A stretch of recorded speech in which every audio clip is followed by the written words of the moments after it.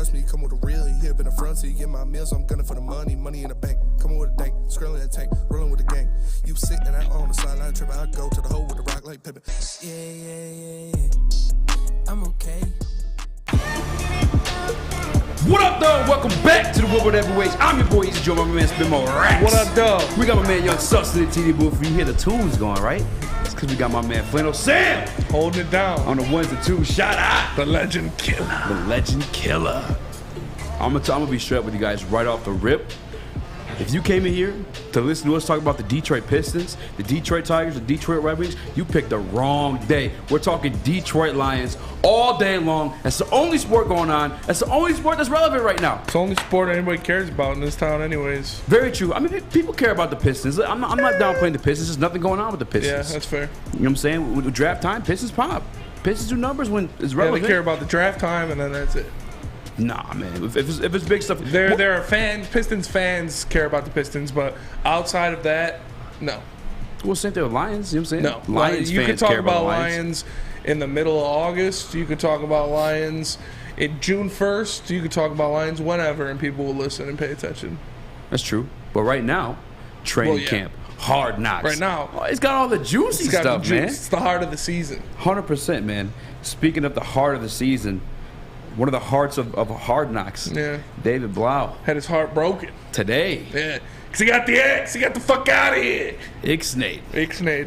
Dunzo. Doesn't matter how hot or fast your Colombian wife is. You are gone, Mr. Blough. I heard they're trying to get him back. Practice squad. We'll see what goes on with that.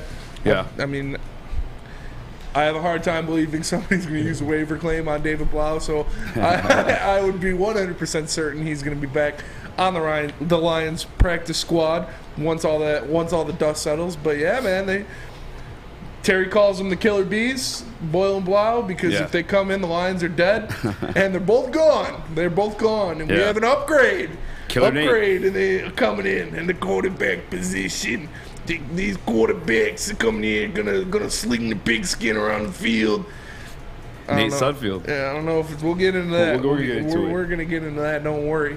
100%. Everybody's clamoring for Nate Sudfeld talk as much as Eazy doesn't think they are. Hey, I'm just the guy who's done it a million times. Let you win the battle yesterday, and didn't work out for us. It wasn't a battle yesterday. I wanted a particular clip. Also, I didn't think it was going to be named Special Teams Big Problem. I guarantee if it was named Detroit Lions latest roster cuts, final roster, 53-man roster, would have popped. Well, can't say for sure. We know for sure. Yeah, you can't say anything for sure. That bitch flopped. That is a for sure. Moving on, though. Can't say the other one would have been good for sure either because you don't fucking know. I can. I will. You can? You can say it for sure? I can say for sure. Yeah? Okay. That 100%. Makes total sense. Because there's one on the channel right now with that exact title. Yeah, and there's one on the Clips channel right now with Nathan Sudfeld as the title that's got 250 fucking views, and there's like 20 subscribers to the channel. So, how much do you care about the backup quarterback?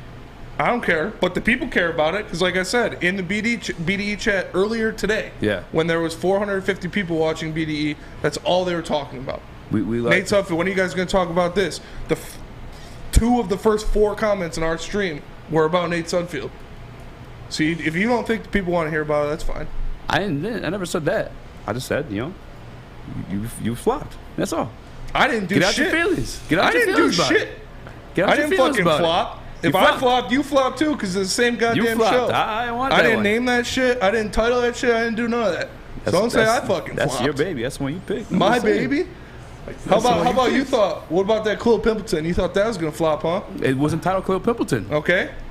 But you thought the topic was going to flop. You didn't say the title. You didn't say no. We didn't say anything about the title. The conversation was about Khalil Pimpleton.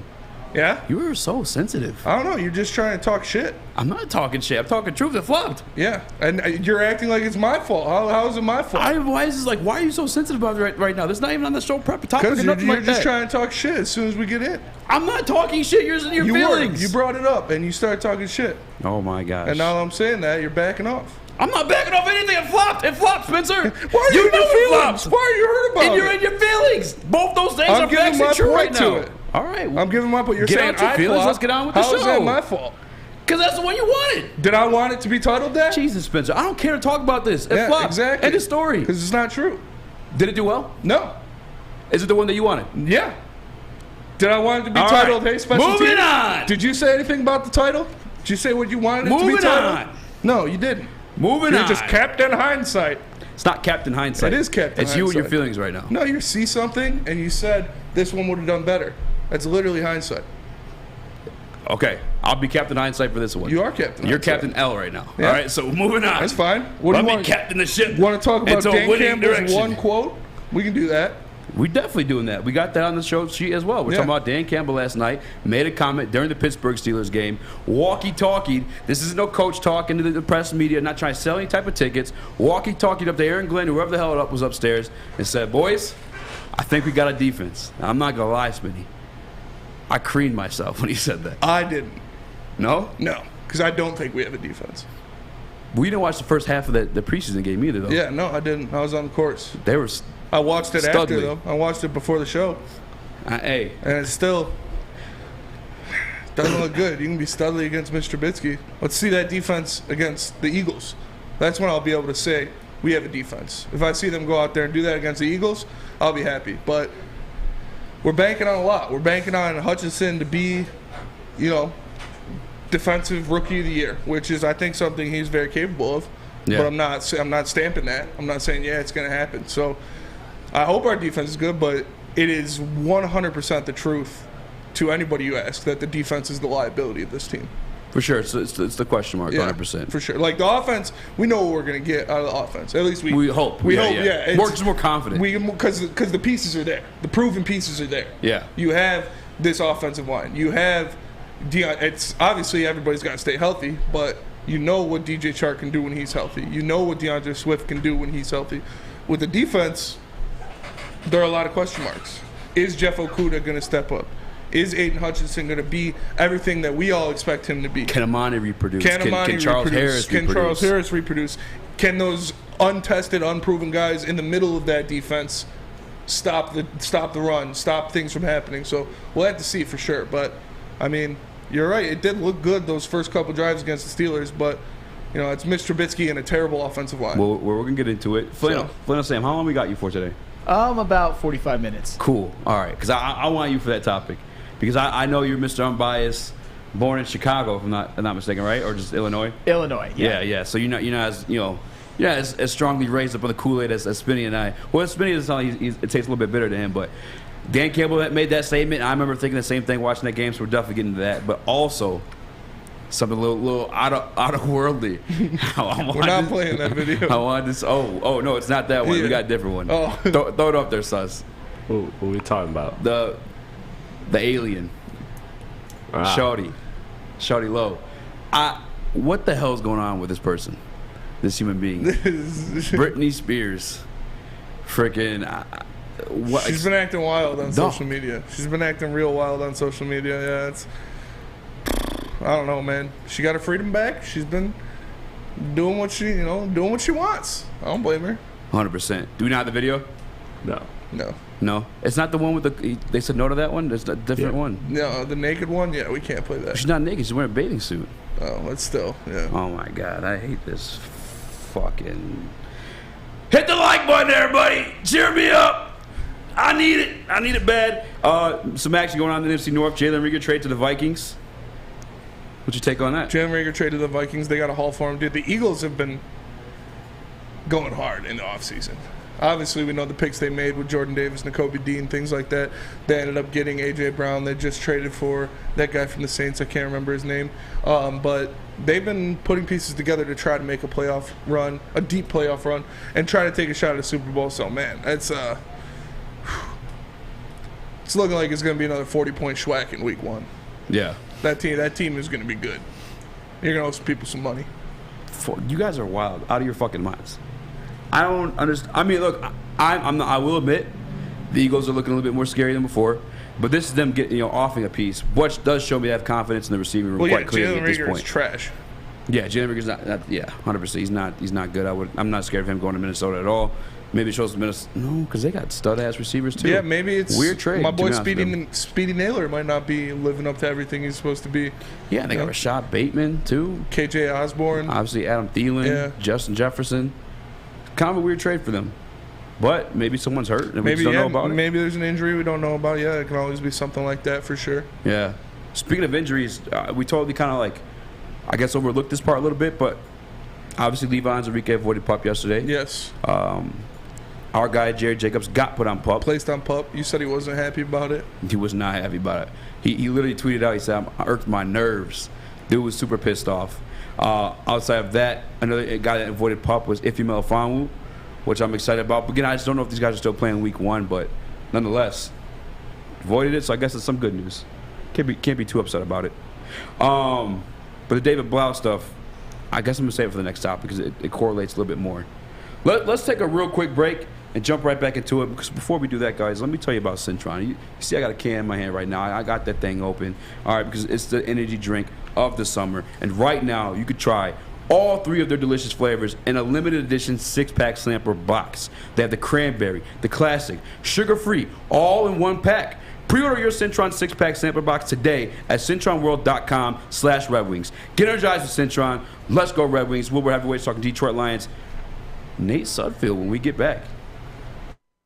New to the game or a season better? OddsTrader.com has everything you need to make the right bet ahead of kickoff. Begin your handicapping journey with OddsTrader. Improve your edge by finding the best price on every game from sportsbooks in your backyard. Take advantage of the numerous sign-up bonus offers to pad your bankroll. Dive into key game statistics, player performance, and even account for the projected game day weather. Best of all, you can use the OddsTrader bet tracker to keep a log of your action. Welcome to OddsTrader, and best of luck. Hi, I'm John from Better Rate Mortgage, and to me, family is more than blood. That's why I have the biggest family in Metro Detroit. If you're looking to buy a house or refinance and need a loan, come get treated better than family by me and our entire team here at Better Rate Mortgage. We pride ourselves on giving you better advice, better service, and a better loan experience. That's why we are Better Rate. If you're looking for a new mortgage, come get treated like family. Actually, better with Better Rate Mortgage. Visit us at mybetterrate.com or call at 248-480-4467 today. Get a shot up. This is for the win. All of Detroit's sports teams live on Woodward.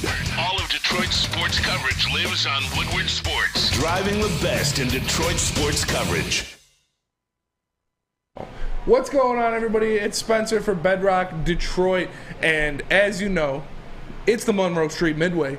Bedrock and Rocket Mortgage basically turned an old parking lot into an outdoor playground. They have food trucks, they have roller skating, mini golf, basketball courts, live food, or live music performances, live food. Jesus you Christ. have to hunt it down and eat it yourself. Live music performances and art installations. So if you're downtown hanging out with the family, taking the shawty out, or just chilling before a Tigers game, make sure you go check out the Monroe Street Midway, because it's right in the heart of the city, right next to Campus Martius.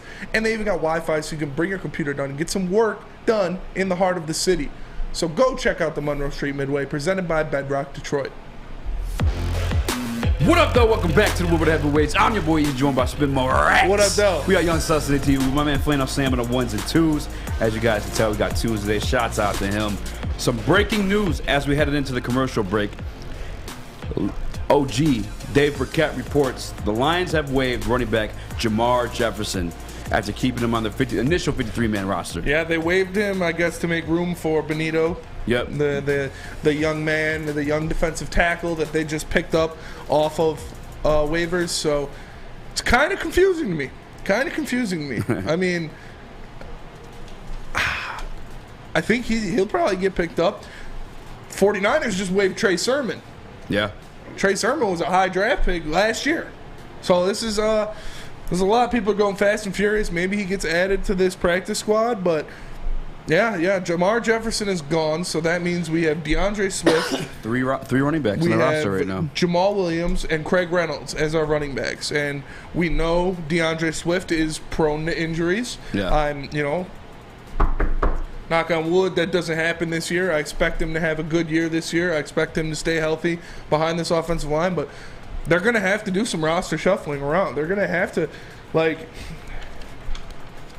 fucking get rid of Bobby Price. The price is wrong, bitch. Get rid of him instead of Jermar Jefferson.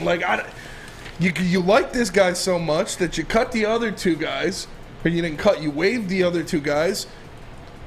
and then you just cut him after you pick up a defensive tackle that's honestly done nothing, even though it's only his second year. But, man, that doesn't make sense to me. I remember reading that like Isaiah Buggs could be a guy, maybe possibly worried for his job once they made the Benito pickup, but obviously Buggs remains on the roster, and Jermar Jefferson is a casualty, which we thought he was going to be a casualty regardless because out of all the running backs in the preseason, he's the one who didn't perform. Jermar Jefferson, yeah, he's gone. We thought he was going to be gone, and he is, but the practice squad was also announced. And there are some familiar faces on there, along with guys that heavyweights wanted on there. Yeah. We've got first spot on this graphic the Lions put up there. Wide receiver, Maurice. Listen, we talking about practice. Not a game. Not a game, AI. Practice. Practice. You're damn right we are, Sam Plano. We got Maurice Alexander, Jared Davis, the pride of San Jose State University, tight end Derek Deese, fake Eazy, Garrett Griffin, Bruce Hector, another draft pick in James Houston, running back Justin Jackson, Sam's boy Tom the Thrill Kennedy, AJ Parker, outstanding special teams player Anthony Pittman, big for nothing Dan Skipper, and destroyed by Mitch Trubisky and Kenny Pickett, Savion Smith. So that is what the Lions are going to be rolling with in the practice squad. How do you feel about that with their depth? I love having a sound guy, by the way. Yeah, it makes Shout everything out to so Flannel much Sam better. doing his team. For sure. I'm happy we kept Maurice Alexander. I'm happy that I could be tripping, and we've only saw the one sample of him, but goddamn was it a good sample. It was. It was. It was a good sample. It's like when you're walking around Costco and they got like the smoked sausages. You're like, Yeah, I might grab me a pack of these. I'm going to be back in a couple minutes. Yeah, 100%. I'm going to spin the block, check for ops. I'll be back. I'm about to come back with a fake mustache on top of my real mustache. Give me another one of them. Oh, free samples, you say? 100%. Maurice Alexander, I'm glad we kept him. And honestly, Savion, no, I thought Savion Smith was on there. He is. He is. Okay, I'm looking at Dave Burkett's one. He's last. Okay. Yeah, this is the Lions put it out. That's a guy that I was hopeful we'd keep around too. I get he didn't look good in the Steelers game. He got torched. Practice, he looked good. He obviously had a couple moments in special teams as well. He's a big body guy. He's a big guy, yeah. I don't know what it is with me. I can't shake this. It's just part of my anatomy at this point, but I fall for the big corners, man. I think it's because one of my favorite players is Richard Sherman, but like big body bends. Remember, I just love the longer pause on everything. Yo. I just love the long guys in my backfield. No, but honestly, dude, the lengthier guys in the secondary, I just look at the Legion of Boom, and it was tailored around big corners. The only small guy was Earl Thomas. Yeah, Earl Thomas was the only small guy, and he was, we all know, the ultimate ball hawk. So I love Earl Thomas, dude. One of my favorite players ever. Like, honestly, love Earl Thomas. He was lit. But, yeah, this is, so we got, but back to the Jermar Jefferson stuff. What does it make sense to you that they made these roster moves, cut Godwin Igwebuike, who we saw have success and did special team stuff, cut Justin Jackson, who performed very well, although we got Justin Jackson back on the practice squad to make room for this guy on the 53-man roster, and then kick him out the next day for, I want to make sure I get his name right. Benito Jones. Benito Jones. 6'1". He is 6'1", 318. Played at Ole Miss. He didn't do much. He's only got 2 tackles in the NFL. 1 tackle, I'm sorry, in the NFL. Yeah. But his senior year at Ole Miss, the dude had 30 tackles, 5.5 sacks, 10 tackles for loss, and an interception. So he's an athletic guy. He can get things done, and we know he can get to the quarterback when he's given the opportunity. So it's a nice piece to add. You definitely need the depth up there, but getting rid of Jermar Jefferson is kind of questionable to me. I guess questionable in terms of limits our running back room now down to 3. I'm just saying, I think there are other guys you could have got rid of before Jermar Jefferson. Yeah, like you said, Bobby Price is one too. Yeah, Juju Hughes. Flannel Sam, I feel grace with your presence, man. I need your initial take on this one. I'm going to let you hit the mic real quick. So the Jermar Jefferson one, that's interesting because the Lions, their running back room coming into training camp, I think is one of the deepest in the NFL. You've got guys who have had at least flashes, 6 of them. And Justin Jackson was one for me. I was surprised to see he got cut. I know he's on the practice squad now, but Justin Jackson, he showed out in the preseason. He's been very, very good with Los Angeles Chargers, albeit in very limited limited reps, but he's lifetime 5 yards per carry, and he's a threat out of catching passes out of the backfield. Maurice Alexander, you guys mentioned him. You guys all like him. I like him too. In that one game, he averaged 38 yards per kick return, 4 for 152. That is the type of weapon that I thought the Lions could have used, because if you can return to even your own 40, midfield, the opponent's 40-yard line, that sets up really good field position. So Maurice Alexander was one that I was a little bit surprised about, but at least he's on the practice squad. Yes. A.J. Parker's another one last year. He definitely had some moments where he got burned, but I actually think overall he was a net positive for this team, considering the fact that he was an undrafted free agent. I think he was one of those guys that Aaron Glenn got the most out of. I was a little bit surprised to see he didn't make the 53-man, but he's on the practice squad. So these guys are kind of there just in case anything goes wrong, in case there's injuries. There isn't anything too egregious to me. I just say that Justin Jackson and Maurice Alexander, I would have put them on the 53-man roster. I'll say this to the Jermar Jefferson situation, too. I feel like there's going to be some more shuffling going on. I don't think this will be it. There's no way they head of the season just 3 backs on the roster, no? No, there's no way. You think so, Sam? They said Greg Bell is still on the injured reserve. Someone in the chat said that, so you got to look out for that. But still, you need at least 4. Yeah. No way it's only 3. Yeah, because running back, that's like one of the most, I'd say, like injured positions for sure. That's why they don't last long career-wise in the NFL. You know, put a lot of tread on their tires, constantly taking hits. There's been some more shuffling going on, man. Sony Michel got signed today, so I definitely know it's not him. Maybe it's your boy Justin Jackson. Maybe they're like, we messed up. Trinity Benson, Maddie just texted me, our own beat reporter, Madeline Miller, said Trinity Benson was waived with the injury statement, so he gone. Yes. He's not on the IR. He didn't get moved to the IR like other guys that got placed on the injury waive list did. He is gone. Yeah, because I was confused when I saw it yesterday, because yesterday on the Lions website it said waived injured. Yeah. He was on the list. It's Eric Banks, Trinity Benson, I'm looking at it right now, Josh Cornell, Kevin Jarvis, which I didn't know that guy was a guy on the team. Yeah. And CJ Moore, obviously. But definitely still some shuffling going on, man. I think we're going to see somebody hop into that running back room. And maybe my guy start off as in danger, because you look at a guy, Benito Jones, he fits the same build and similar build to Demetrius Taylor. Mm-hmm. Who knows, man? It's weird, though, because like you said, he doesn't really have a resume in the NFL. We did bring in Malcolm Brown. We didn't sign him. Maybe it was a money thing, or maybe it was a money thing. Maybe it was, like I said, it's only his second year in the league, so he didn't get much in. Miami, he played for Miami last year, I believe, and because they waived him. They've got a good defensive line rotation down there in Florida, so maybe he can get something done. Like I said, he did well in his career at Ole Miss. He had 130 tackles, 66 solo tackles, 31 tackles for loss, 10.5 sacks, 1 pick, and 2 forced fumbles. So, the guy can make plays when given the opportunity. We'll see if he can do that on the NFL level. But, yeah, it's tough, man. It's tough. I'm very surprised at the Jermar Jefferson waiving.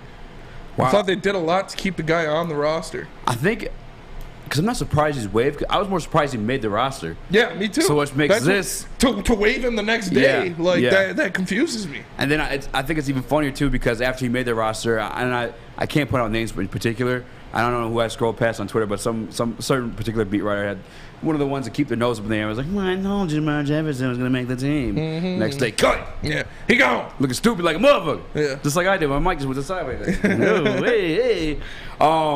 Yeah, we have to see. I'm definitely some shuffling going on. If you guys haven't shuffled over to hit that like button, I'm going to need you to do that. Yeah. All right? Yeah, as well, while you're there, shuffle share these knuckles in your face. 100%. Spinning was getting heated at the beginning. Did you guys see that? I had to squirt him with a water bottle break, man.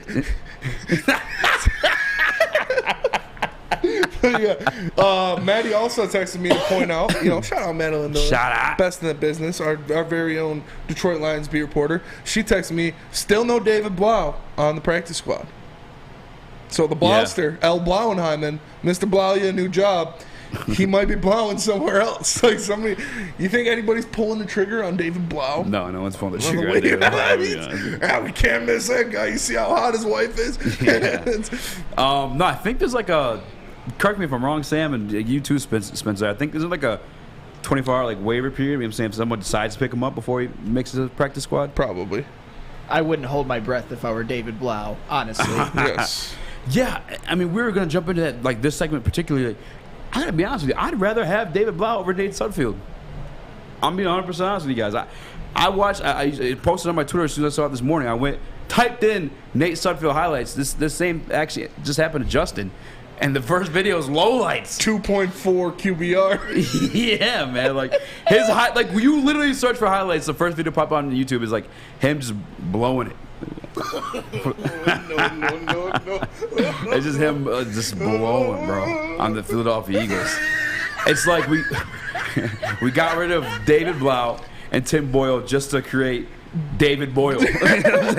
Tim Blough, and they brought him in. Yeah, he's as tall as Tim Boyle. He's as stupid looking as David Blough. We're definitely going to get into this. We're going to get into this next and break down what's going on with our boy Nate Sudfeld. The one, the only, the man, the myth, the legend. Only. He's got, pretty crazy career stats if you really break it down. But Sam, how do you feel about Sir Thomas Kennedy Esquire? Probably going to be on this team pretty soon because, as we know, Quintez Cephas, he gets kissed by a butterfly and he's missing a couple weeks. Hey, you remember the line? One of the ones that I thought was pretty clever. From just give myself some flowers. He's coming to a practice squad near you. That is true. I did say that. He's not on the active roster, and that's all I really care about. And if anyone does get injured, if say Quintez Cephas, even though he did play 11 games in his rookie year, he's not that injury prone. But last year he obviously got hurt. He was. Goes down. You got to bring up Maurice Alexander, man. Maurice Alexander over Tom Kennedy. No, Tom Kennedy will be the first call up for sure. No way, Tom. I'm actually with Sam on this one. I think Maurice Alexander is more skilled, but Tom Kennedy will for sure be the first call up if a wide receiver gets injured. I just think like purely like value wise, I think we see Maurice is better as a returner than Tom Kennedy as a receiver. If that makes sense. And like the likelihood that Tom actually sees the field, even if he's called up, is going to be again as a 6 option. Where like Maurice Alexander, I can see him possibly taking over that kick returner role. Yeah, he's a stud in it. Let's be honest. Hey. Tom Kennedy is a stud against the 2s and 3s. Obviously, hopefully, I don't know if he's a stud against the 1s. I don't think so. And those last 2 games, even though one of them he had 2 touchdowns, 8 catches for 39 yards. Come on, that's less than 5 yards per. That's less than 5 yards per catch. I said carries, didn't I? 8 catches for 39 yards. That is beyond. That's what you. That's even if you got that catching balls out of the backfield as a running back, that's not good enough. Tom Kennedy, no, stay out. Stay out. Speaking of stay out. We got to make some money. Let's do it. And we need some defense. And as you know, the best defense there is Guardian Alarm. Because summertime is here, and that means spending more time outside. Let Guardian Alarm give you peace of mind, whether you're out enjoying the sunshine or just inside cooling. Just call 1-800-STAY-HOT today, and you can rest easy knowing you have 24/7 protection. That's 1-800-STAY-HOT. And let them know Woodward Sports sent you. We are the Woodward Heavyweights. We will be right back. Hi, my diamonds. It's Crystal with an X. You want to get hot and perfect like me? Here's my super easy routine. Drink at least a gallon of water before you wake up. Attach a weight to everything in your house. Hello? Sell your car and just sprint everywhere. Scream when you exhale. Don't follow Crystal with an X. Do your own thing at Planet Fitness with tons of equipment and free fitness training in our clean and spacious clubs. Join now for just $10 a month and cancel anytime. It's a great day to get some Centron in your life. Okay. There it is. Centron, here we go. Gotta grab the cranberry. Oh wait, it's 2 for $4. Gotta double up with the classic as well. Centron World, baby. Centron, available at select Krogers, and if you wanna know how, go to @CentronWorld.com. You can get dope like me. You know what? Why wait?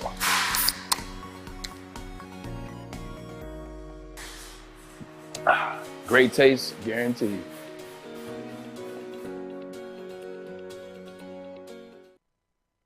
What's going on, everybody? It's Spencer from Big Frog in Novi, and right now, for today only, you can get a free Woodward Sports t-shirt. That's right, a free Woodward Sports t-shirt until the end of the day, because that's the end of the month at Big Frog in Novi. I don't even got one of those. All I got is a Draft Cocaine shirt, and I can't wear that. It's got Adam's face on it. So make sure you go to Big Frog in Novi, tell them we sent you, and they will print you out one on the spot. You don't want to miss out or you can visit them online at bigfrog.com/Novi. What up, though? Welcome back to the Woodward Heavyweights. I'm your boy, Eazy, Joe, my man, Spin More Rex. What up, though? We got Young Sus to the TV booth. My guy, Flannel Sam, on the ones and twos. He's actually cutting that music live. He's got like a whole little spin disc in there and everything. You guys just don't know. Yeah, you guys don't know. You see him right now? He's doing back there chopping it up. Hey. Oh, man. Hit the like button if you guys haven't already. And again, be a friend. Tell a friend. Share the stream. How about the heavyweights a little bit? We were talking David Blough, Nate Sudfeld before we cut the break. You want to carry on with that one? Because I don't care at this point with the backup quarterback stuff, man. Yeah. I'm over it, man. I went to go see this morning, and shout out to Morgan Cam from POD, Pride Detroit. He went, and he feels we're on the same sentiment. The backup quarterback's a backup quarterback. It's a reserve position. This guy's only seen the field in special conditions where the quarterback's hurt. And to be honest with you, in this one, if Jared Goff actually went down, Nate Sudfeld will see the field for the remainder of the game. But I guarantee the Lions picking up phones, making calls and arrangements if they're subpar 500 or close to a playoff game to get somebody other than him. For sure. Maybe get a Cam Newton and stuff like that. I'm not tripping with Nate Sudfeld. But anyway, the point I was making with Morgan Cannon, he went and looked around the other upper echelon quarterbacks of the league and teams around the league that actually have a shot at winning championships. Teams actually should be concerned about their backup quarterback, all right? In winning positions, not the Detroit Lions. Starting with the Chargers, LA Chargers. Mm-hmm. Justin Herbert, stud. Everyone thinks he's going to be a tremendous quarterback when he comes into play. His backup quarterback, guess who it is, Smitty? Is it Tyrod Taylor still? Chase Daniels, Lions legend. Detroit Lions vet. Legend. You know what I'm saying? And that's a team that's actually contending. Yes. Their backup quarterback will play the game like we did with the intern Bruno. Stud or dud? Dud. You know what I'm saying? It's backup quarterback, man. Like, it is what it is. Yeah. If I were to, bitch about it, it's just something that's, we can't fix. One, obviously, I'm not making a decision. Two, I'd rather address that in the draft. You know what I'm saying? I'd rather have a backup quarterback that can groom into hopefully becoming a starter. Yeah. Jimmy G was that. There's been tons of scenarios like that. Tom Brady was that. Mm-hmm. But he was expected to be that, but he became for that. sure. But I'm saying that's the type of backup quarterback I want. I want to draft one and groom him to hopefully be a starter. Yeah. Nate Sudfeld, he is what he is. Like I said, I'd rather have David Blough, honestly. Career stats for Nate Sudfeld: 25-37 for 67% completion percentage. Career total of a whopping 188 yards, one touchdown, and one interception. So, like you said, we brought in Tim Blough. We brought in David Boyle. We brought in this guy.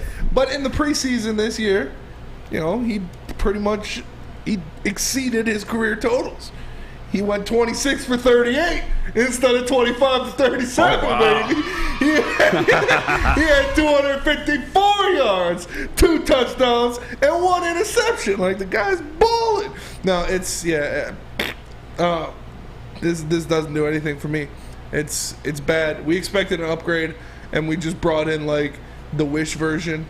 It's like you order something. You order Tim Boyle off Wish, and you David get Nate Boyle. Sudfeld. Yeah, I feel like they just pushed Tim Boyle into a cloning machine, and we're just out pops Nate Sudfeld. He's like, yes, I am here to win this position. It's pretty bad. I think the guy sucks. Solid stats. Yeah, not Lions Rumble, roaring in Vegas. I don't know about that one. It's tough. It's tough. And to the backup quarterback position in itself, real quick, I want to remind everyone, too, Dallas Cowboys official 53-man roster, guess how many backup quarterbacks they had? Zilch. Not a goddamn one. The Bengals ended up doing the same thing. Obviously, they're addressing that at some point. But it's just not a big deal, guys. It's the backup quarterback. I could give a shit less. Do I think Nate Sudfeld's a good pickup or one that I'm proud of or anything like that? Hell no. Hell no. But I'm not stressing myself out about it. I'm not giving a lovely motherfucker. I'm just not. Yeah. I don't care. If we're competing, you say we have a chance to win something, then I'm bitching about it. That's when I'm throwing a fit. Yeah. 100%. The Tim Boyle thing, I was just sick of seeing him fucking play football in the Detroit Lions. I was just pissed that guy had a fucking job. Give me a shot. Yeah. If that's what you're fucking dealing with. I get he had a rocket arm, but he had zero accuracy. It was wild. They're paying $1 million less for Nate Sudfeld. David Boyle. David Boyle. Than they were for Tim and David combined. Tim and David were cost you about 3 M's. He's going to cost you about 2. Although you did have to pay $1.75 million to cut Tim Boyle. Yeah. So you had your hand up. Yeah. What were you about to say? I just wanted to say that for the people that do care, because I don't care. I'm with you guys. I think this is irrelevant. But for the people that do care, is there anybody out there that you would have liked to have seen them pick up that would have got you excited? Other than Cam Newton was the one that not excited. I don't want to say excited because, like Eazy said, the backup quarterback spot is not something you rarely get excited about. It's not something you're clamoring to see. Although Lions fans do.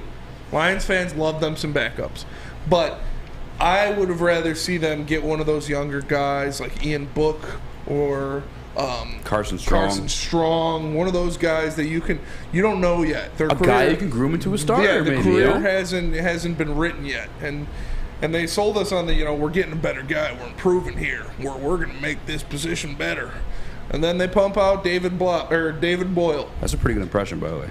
Thanks.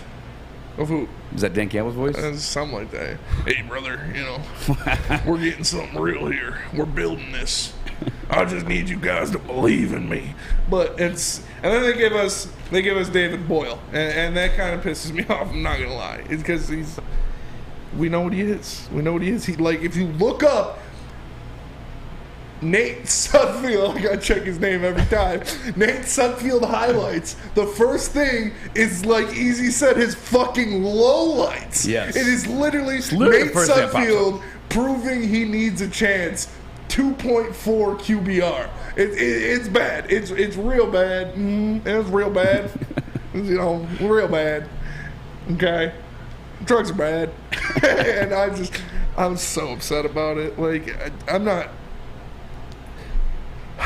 not burning down Hot Topic about it, but like it's just they promised us it would get better. We're gonna make an improvement because David Blough and Tim Boyle were Garbo, and they brought in Tim Boyle 2.0. Yeah, they brought in like Superman ripped his shirt and there was Superman underneath it, and I just yeah. You asked if who would I have wanted if I had given a choice. I don't know his name. I think it's Mike something. The one for the Jets. Do you know what I'm talking about, Sam? Mike White. Is Mike White cut? No, Strevener. Whatever. I cannot say that. Dude's built like a tight end. Yeah. Has a beard, a full sleeve, and I was like, just give me that guy. He looks like a stud. And Matty probably ended up dating him. You know what I'm saying? Let's get that guy in here. He just if I don't have a guy that can throw with the shit, give me a guy that can run a little bit, And I feel like Blough, he was a gamer. You know what I'm saying? I think Dan Campbell called him that himself. He was a true improviser. You saw it in the Steelers game. Two passes where he just shoveled it away and stuff like that. And is that sloppy football? Yes. Does it work at times? Yes. You know what I'm saying? Some of the sickest stuff's just little shovel passes in the end zone and stuff like that. I like that about scrambling quarterbacks or mobile quarterbacks where they can improvise on the spot versus a true pocket guy who is also a backup, which means he's a shitty pocket guy trying to make a good throw. You know what I'm saying? I'm not with it. You had your hand up against us. What's up? Yeah, I just wanted to say that I really liked Spencer's point about take a chance on a guy. What do you have to lose? We've seen now these two quarterbacks and then the offspring that they made that we now have. Why wouldn't you just take a chance on a undrafted or a late round quarterback that was drafted and got cut because they just were finagling with their roster spots or whatever? Just take a chance on somebody that's got an upside potential, because we all agree at the end of the day Jared Goff's not it. And if we're not going to tank and get a top 3 pick and get a top quarterback in the draft class, then maybe the way is to just find the guy, the needle in the haystack, or at least try to, right? Yeah, and Jerome Duncan made a good point too on the David Blough, because I did like him over both Nate Sudfeld, whatever the hell his name is, Nate Sudfeld, and whoever the hell else is out there. Blough was hurt for watching Hard Knocks last night. He did bang up the knee. I don't know if he was hurt. He was limping a little bit after the game, but that's kind of just quarterback things. After getting sacked a lot, after playing a hard game, he was limping a little bit. I don't know if he was hurt, but we heard him in the game. He's like, something happened to my knee. Yeah, he said you heard something.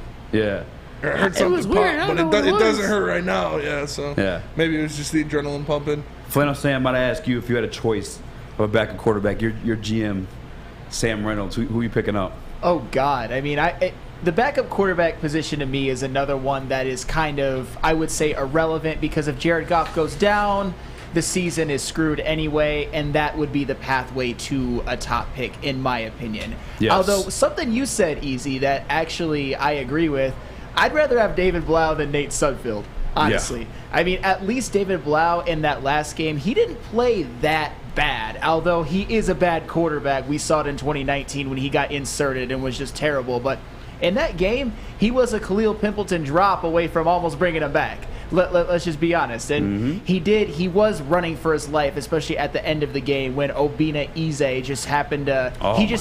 He forgot how to block. On the practice squad. Yeah, why? I don't even know why he's on the practice squad because he just looked terrible. He forgot how. I'd say he forgot how to block, but he'd have to have remembered how to block at some point in order to forget.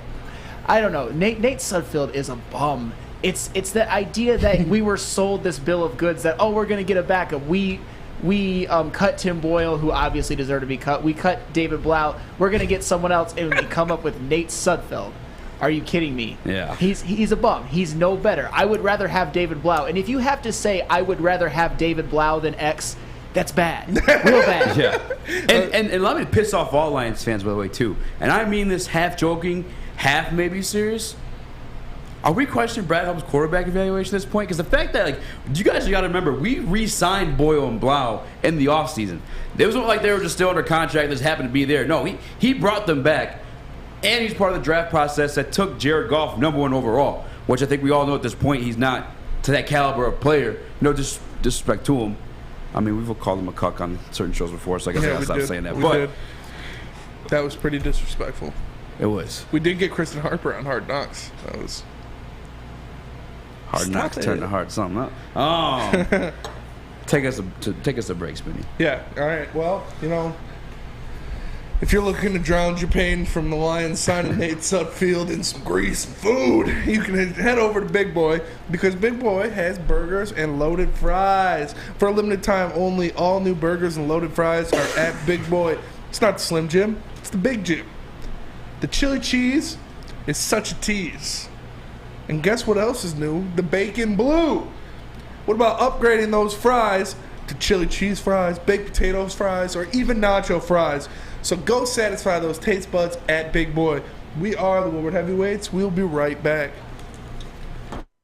Fellas, let's be honest. We like things to be easy. We like simple stuff, like sports 7 days a week. We like things uncomplicated, like Lady Jane's Haircuts for Men. Open 10 to 8, 7 days a week.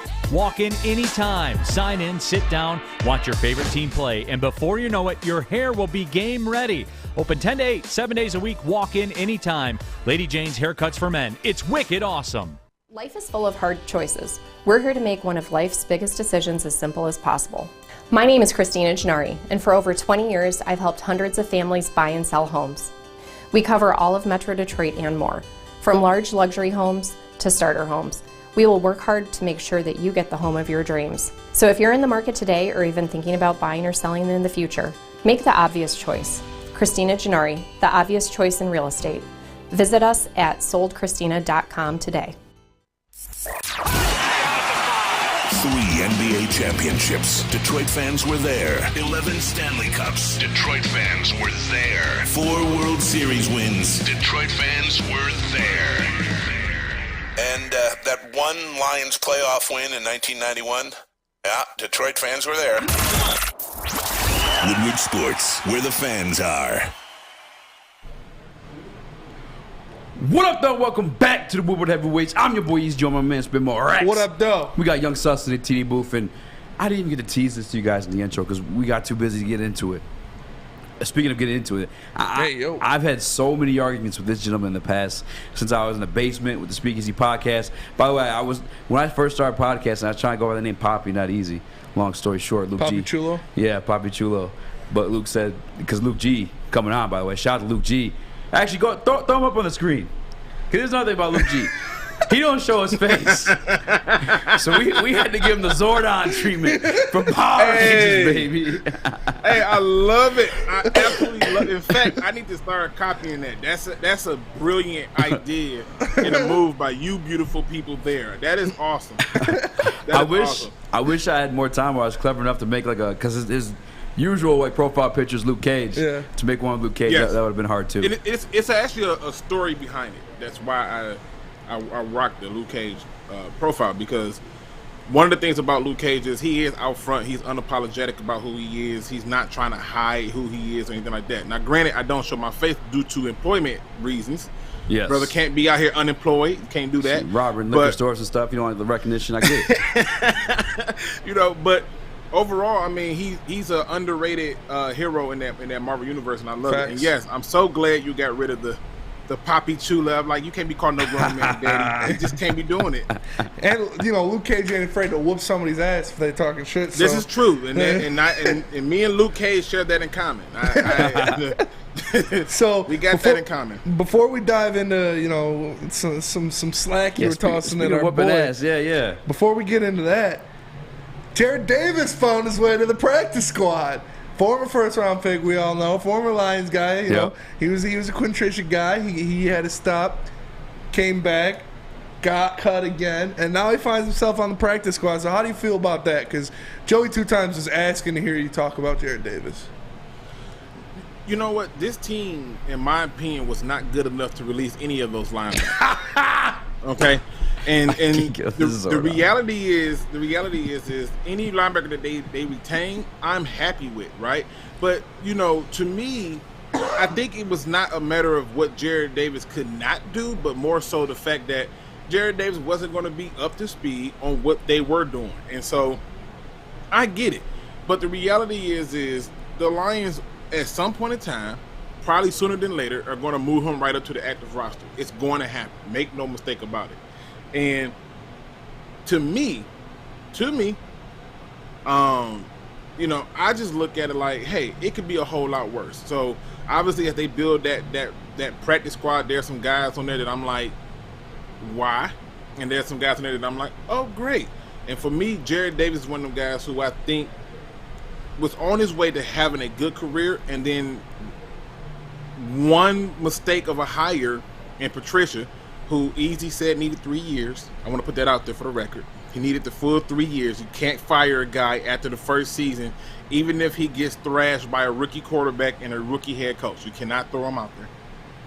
But the reality is Jared Davis, to me, is probably going to end up being on the starting lineup, and we need all the linebackers we can get. So I'm cool either way it go. But I do think that the linebacker room was bad enough that it didn't matter who you had starting. There all are players you can upgrade from. Okay. Luke, I know you're not trying to take shots at me right now, as you just try to defend Jared Davis, and before you even start trying to bash my guy Malcolm. Well, first of all, I didn't defend Jared Davis. I didn't necessarily defend Jared Davis. I think that Jared Davis is a good player, but my view of Jared Davis is not going to be shared by other people, and they're not going to see what I'm going to see because I did and played the same way Jared Davis played. That's how I played, and it wasn't bad. I achieved a lot of things with the way I play. I played aggressive and whistle to whistle, and I think that's what he brings to the table. And don't get me started on Malcolm Rodriguez. Start on Malcolm Rodriguez. What are you going to say about that boy? I'm like, come on, bro. There's no way about to say you think Jared Davis is good, and you about to say what you about to say about Malcolm. What are you about to say about Malcolm? Yeah, let me try to fully wrap around what you got to say. Okay, first things first. The only reason they drafted him with the idea of being a special team. No, stop saying that, Luke. I didn't say it. Brad Holmes linebacker. No, he didn't. Holmes said he's going to start off on special teams. They don't draft no one just to play specifically special teams their whole damn career. Name me the kick returner. Name me the team that's drafting a player in the 6th round to be a starter. I'll wait. You draft every single player to be a starter. No, you're not. You draft every single player when you hope goddamn. I hope this guy kicks ass in whatever position he plays. Absolutely not. What we're not going to do is just make up a false narrative. Ain't no way. Even if they did draft him to be a special teamer, he comes out here showing out. He's going to be a starter week 1 like that. That's a good thing. Is that not a good thing? That is a good thing, and I'm not knocking it as a good thing. But it also is a telling thing of how bad that linebacker room was. That's and fair. The reality is this. If you took that guy and put him on any other of the 31 teams, he's not cracking the starting lineup unless somebody dies or Even get hurt. Even that's cap. That's not cap. That's all reality. hypothetical. That's not no type of reality. That's not reality. That's all hypothetical. I'm not accepting that. Give me one team. Texans. One team. Texans. The Texans? Yep. So who is he unseating on the Texans? Is he unseating Christian Harris? He's not unseating Christian Harris. Are you serious? He's unseating them all, Luke. Spence, go and find his supply and burn it. Burn it away from him, okay? He's clearly had too much fun today, all right? Or he's hungry, and he's not himself when he's hungry. There's no way you're telling me that guy will unseat Christian Harris. It's not happening. Yeah, that's probably not happening. Christian Kirksey, he can unseat Christian Kirksey. Yeah, exactly. That's what I'm saying. Don't say a statement like that. We can't name every linebacker on every damn team. No, we can't. But the reason why I wouldn't even give it that was because if you go back and you look at the history of Lovie Smith, he loves a certain style of linebacker, and Christian Kirksey fits that style of linebacker. I don't think he unseats him. I just don't. But I can tell you this. My other issue with the Malcolm Rodriguez thing is the hype train has gotten too big, in my opinion, and the expectations on him is higher than I've ever seen of any player we drafted. I don't see that same expectation set up on Aiden Hutchinson or Jamison Williams or Pascal. Man. That's not true. Those expectations are 100% on Aiden Hutchinson. Aiden Hutchinson's supposed to be Rookie of the Year. Yeah, nobody's saying Malcolm's going to be Defensive Rookie of the Year. Literally on the books and in people's hearts. I literally said the following statement. I made this statement. I said, if he's that guy, he has to get 10 sacks this season with a 17-game schedule. Yes. And the fact of who he is, right? I was scalded for saying that and said that that's not fair. It's not realistic. I went through and named every rookie who had 10 sacks or more. And when you look at the people who was on that list, they were all in a very exclusive club. You talking about being in the club with Von Millers, the Reggie Whites, hell, Derek Thomas. You're talking about the Julius Peppers being in that club. And if he's that guy, he needs to be in that club. Now, there's a caveat. If for some reason Aiden Hutchinson is not that guy where he gets to 10 sacks the first season, he's going to have to do what my man Watts did, which is go from 5.5 to like 20-something sacks to justify it, in my opinion. Now, when you go to Jamison Williams, everybody's perfectly fine with waiting on the receiver to play in November. There ain't a single expectation out there. He's hurt. He's hurt. What do you want to do? Put him out there in week 1? Wait, what do you say? No, What'd you say, Luke? no. What I want to do is I want to have realistic expectations for every player drafted. If we're drafted for starters, right? Yes. And according to Brad Holmes, he broke one of his rules, which was you don't take hurt players in the first round. Yes. Well, if he's going to be a starter, great. Then if he comes back in November and he got another 11 or 10 games, what's the expectation? Nobody talks about that. All they assume is that he's going to come back and he's going to take the starting spot. He's going to be amazing and he's fast. Woohoo! Right? Like, that's what they talk about. Right? You get to Pascal, do the same thing with Pascal. Oh, he's a great story. He survived cancer. Right? All these are great things to hear. But you don't hear those expectations like that. And the one person that I'm still waiting to hear expectations on, of an ounce of expectations, is Kirby. When are they going to talk about Kirby? He's the safety, the savior, the replacement, the future. No, this team still is in the same damn place that we were in the year before. Kirby's very much a project. I think they've been like forefront. They said it's going to take a little while. Yeah, he's going to take a little while. And for the hype, the expectations behind Malcolm Rodriguez compared to Kirby Joseph or to Jamison Williams or Josh Pascal is because we know Malcolm Rodriguez is there, he's healthy, he's going to play. So you can form realistic expectations over him. Same as, I'm with you on the Aiden Hutchinson thing. I have him at 9.5. I think 10 is a realistic expectation that you want out of your number 2 guy who's supposed to be that dude who's going to be out there every damn near snap. But with Jamison Williams, I haven't done this right. You're right. I'm going to check myself on that. I haven't set expectations for Jamison Williams yet. If he comes back, we'll say he's got 10 games to play. He comes back with 10 games to play. I expect him to at least be at 750 yards. Oh, yeah. 6 touchdowns. 6 touchdowns. Thank you for even putting that out there. Yeah. Thank you for even putting that out there, because I have yet to hear anybody talk about that, and I have yet to hear anybody put these same expectations out there, right? Because this is what they're doing. They're riding the fence. They're waiting for him to come out, and if he do bad, they'll say, oh, well, he was hurt, right? Yeah. That's the excuse. They're lining the excuse up for it so they don't have to hold themselves accountable, all right? And then what they'll do is they'll backpedal on it. But if you come out and you set the standard and say, look, if he plays, say, 11 games, how many yards do you expect him to have? How many touchdowns? And all those players factor into it. If you look at what the Lions have done thus far, when you look at the original draft when it first started, they had 5 picks in the top 100. That then got reduced to 4. And out of that 4, how many starters did we get out of that original 4 picks in the top 100? That's not good. 1. That's not good. That's not good. That is not good. You know, so to me, I'm not trying to like crap on his parade, but I'm just saying, with Malcolm Rodriguez, we need to be asking ourselves, God, how did this guy? And again, he's played great. So did Tom Kennedy. He could not unseat a single receiver. Well, hold on. Tom Kennedy's playing against the 2s and 3s. Malcolm's getting reps against the 1s and still performing. Malcolm he made plays on Jonathan Taylor 100%. At Colts camp. He stuffed Jonathan Taylor. You saw it last night in Hard Knocks where he stuffed Najee Harris. And what he come back to the bench. Our defensive coordinator, which I'm high on, I think highly of Anthony Glenn, looked at Aaron Glenn. I apologize. Looked at him and said, Glenn. That's why I fuck with you. Yeah. You know what I'm saying? A rookie linebacker, 6th-round pick, busted into the first team defense. And defensive coordinator looking at him, he also told him, hey, you got to make that play, but that's good. That's good action right there. Because he's a good linebacker. You want to praise the little things. I mean, you want to praise the good things. I'm not saying that. I'm not saying that he's just. I'm not saying he's a dumpster fire. I'm not saying he's hot garbage. What I'm saying is temper the damn excitement because we haven't played a meaningful game. Temper how people are out there trying to survive preseason games and not get hurt.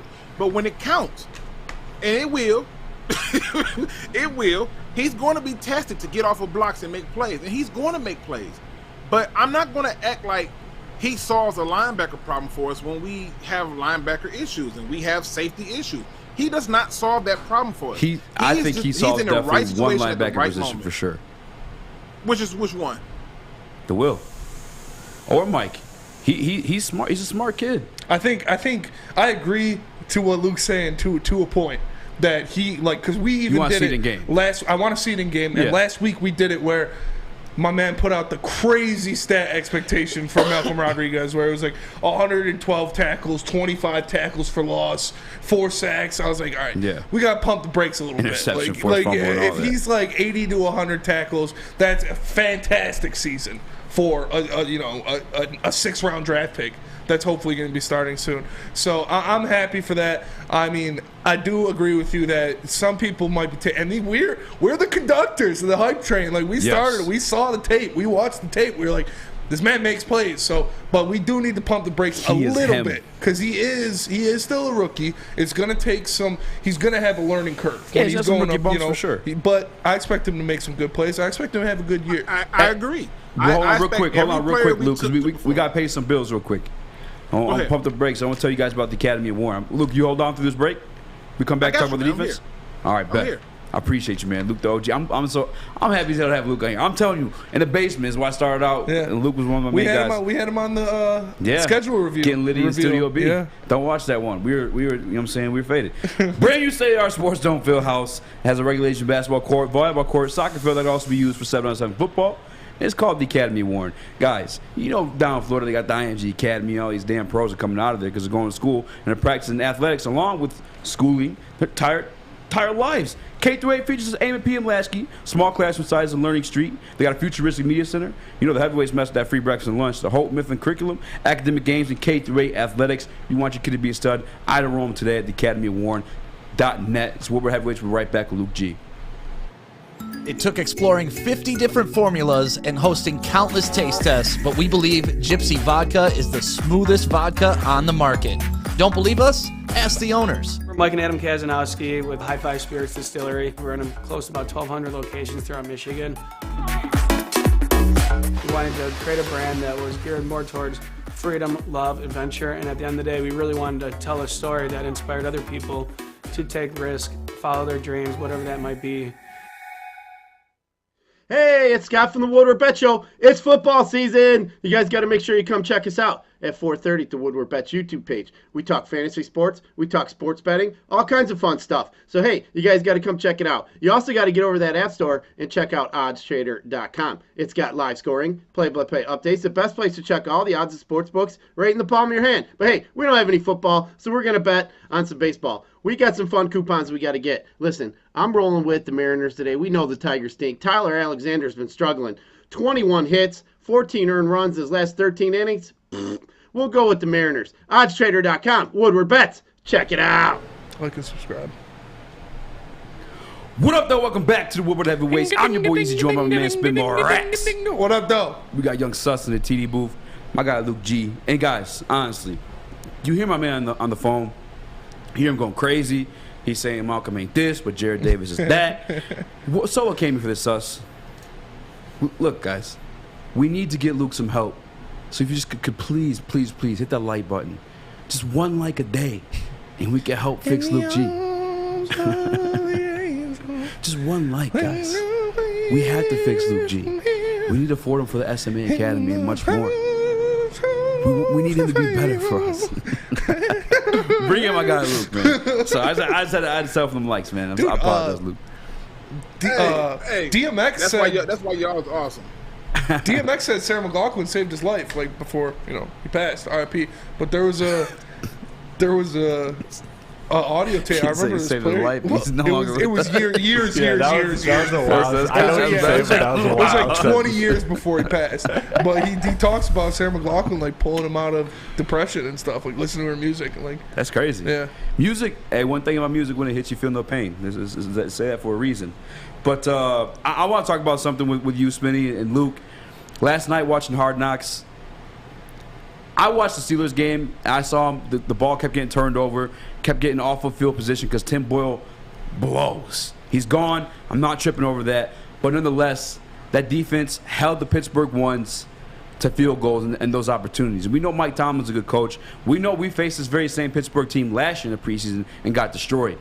But that defense, 1v1s, they weren't able to score that touchdown. They weren't.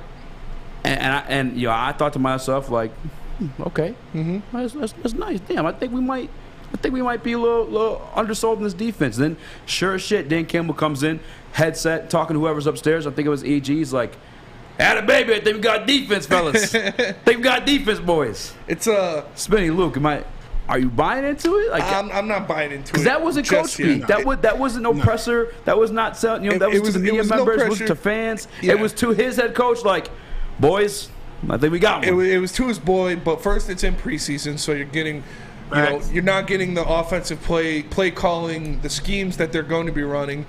The Steelers have a terrible offensive line, and they had Mitch Trubisky as their quarterback. So it's like there are a lot of factors that go into it that I'm not ready to buy the defense's capabilities off of this one game.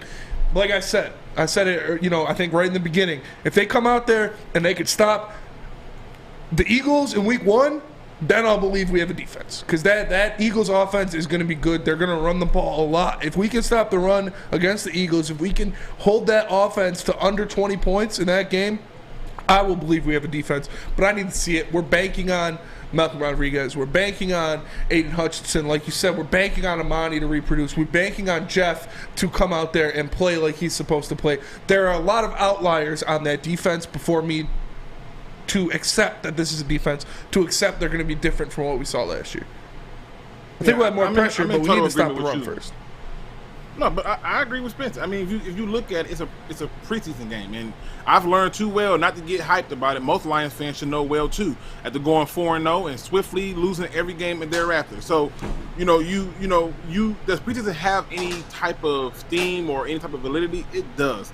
But keep in mind, many of those people who was out there were just trying to get by. They wasn't trying to go full push and get things done. And I was excited for the defense, but I was also a little sad because I'm like, we should be 100% harassing them. That offensive line is not good, and they're not trying.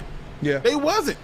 So to me, I felt like it was a mixed bag for me. I thought the best moment of that entire part of seeing that on Hard Knocks was missed, which was after they got the onside kick. Dan Campbell could care less. He was so upset. He was so pissed. He was so pissed. Even when he got the onside kick, everybody is celebrating. The other coaches are celebrating, and he's looking like, I can care less. Okay, this is not how we play football. Shep walked up to him and said, "We got it." Dan Campbell was like, "Yeah, we got it. Don't give a shit. I don't care." Yeah, wanted to win. That's the bottom line. Yeah, so that's one of the things you look at. So to me, I'm with Spence. When week 1 come against the Eagles, and you're showing that you can contain a mobile quarterback, and you're showing that you can contain the rushing attack of the Eagles, then we can talk about the rush defense. But that wasn't what we added talent to do.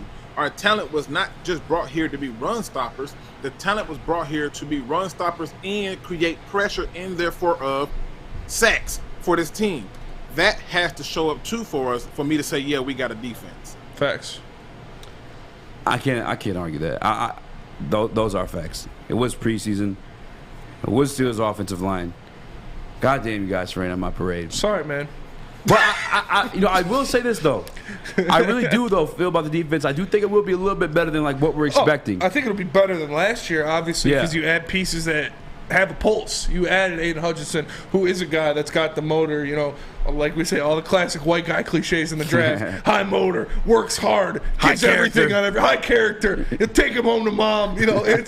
But it's true for him because he does have that high motor. He does work hard every play. He goes out there, he's going to do it. Charles Harris, huge out of nowhere thing from last year. Can he produce that again? I expect him to. We hear great things from him in camp. Dan Campbell loves him, says he's going to be a great player, says he's always attack. Same as Hutch. Has that high motor, is always working every play. So I expect Charles Harris and Aiden Hutchinson to cause some havoc. But that's only if they get the obvious passing downs. That's only if they get those 3rd and longs where we need to stop the run first. And like Luke said, containing a mobile quarterback. We saw Marcus Mariota tear us up. We saw Desmond Ridder tear us up. Like, Jalen Hurts is way more mobile and way more athletic than those guys. And this is why I think we could contain a mobile quarterback. Just based off last year when we faced Lamar Jackson, who I'd say is probably the best mobile quarterback, or I'd say scrambler, I guess, in the NFL at the quarterback position. I think most certainly. Even after the fact, everyone heading into that game, this is back when I was in the basement still, I'm like, I think we got a chance, guys. And I sounded crazy. I knew I sounded crazy. We almost won that damn game. Yeah. We have a year of tape on Jalen Hurts. We have experience playing Jalen Hurts. I think Aaron Glenn, and this is the reason why he's getting head coaching interviews, has a game plan. And obviously, you're not always going to be perfect, especially with these scramblers. I'm saying, like, things get tricky. You get slipped up every once in a while. But I think he has a game plan that's going to contain him a little bit, and he's going to have to beat us in the pocket or just throw, using his arm. I really do. I think honestly, if you look back at that game where we played the Eagles, we didn't lose because it was a new scheme or it wasn't talent. We had a bunch of injuries that wasn't out there to help us to win that game. And so many of our dogs wasn't there to bite. And so they got off to a quick start because they was able to exploit a lot of our weaknesses. We didn't have depth. We still are struggling to build up depth, but we're getting there. And I think if you look at that game last year, in all honesty, do you think they're going to be able to run the ball like that down our throat again? No. I think that they had a very good outing. It was very fortunate on their end. But you get to play them week 1 with an offensive coordinator you don't know nothing about, with a offense with more weapons, a defense with somebody that, if you don't respect him, he should win the one-on-one, Aiden Hutchinson. And you're now talking about doing things a little bit different. Plus, you got to keep in mind, they've been ticking off Hurts for a while. He's got to try to prove himself, so he can get a little zealous and try to force some passes. Overall, I think that they come into this game and they do what they were supposed to do in the first time. Because they're going to run the ball this game, whereas in the last game, they came out with this weird less pass thing. I don't know what they was going through with that. But injuries is why we took the L. I say that, and you guys remember too, that was the last game that Anthony Lynn was our offensive coordinator too. You know what I'm saying? Like, you got the offense that they were given prime position every single time. And in terms of field position for their offense to score and do whatever the hell they wanted to. They're good at running the ball too. I don't want to discount the Eagles, the Philadelphia Eagles as a squad. Like, they got a squad. Jordan Davis has made me nervous. Obviously, they added CJ, GJ, and that secondary backfield. You know what I'm saying? So CJ, DJ, RJ, backslashes 4th to 5th. Yeah, 100%. But I do want to preface that too with a lot of the stuff too with our defense in general. As a lot of these teams had prime field position because Jared Goff was either turning the ball over, whether it was fumble or interception, or just couldn't move the damn thing. Yeah. So I got a little bit more faith this year. I am also because of the offense too. I'm not ready to say the Eagles won't be able to run the ball like they did on us last year. I think they will. I do. They have a fantastic offensive line. That's their bread and butter. They have an amazing offensive line, arguably the best in the league. They're going to go out there. They're going to pound the rock. And we had a lot of dogs missing in our game against them last year. We got a lot of dogs missing against them this year. Like but we got especially Malcolm Rodriguez, and that should be enough to stop all of this, right? That's what I'm saying, Right? Luke. But, Finally, but this bro. is you look at our defensive line injuries with Levi, with Pascal, with both of the Aquara brothers. Like that's a lot. You're gonna have to be moving pieces in and out against it. And do you trust Kaminsky? Do you trust Benito? Do you trust Sawdoff? Like I trust Aleem and Michael Brockers. Yeah. But outside of that, in that defensive tackle position, it's tough. So I get what you're saying, that we're missing firepower in those guys.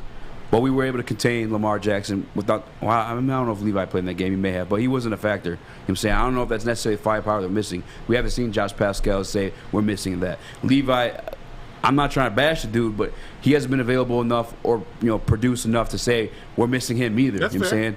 So that's the only argument I made. But speaking of those big guys, those big interior guys, Detroit Lions waived Jermar Jefferson today, Luke, to bring in Benito Jones from Miami Dolphins. We're on the Woodward heavyweights. We got to get your take on the big man, Benito Jones, coming in from Miami.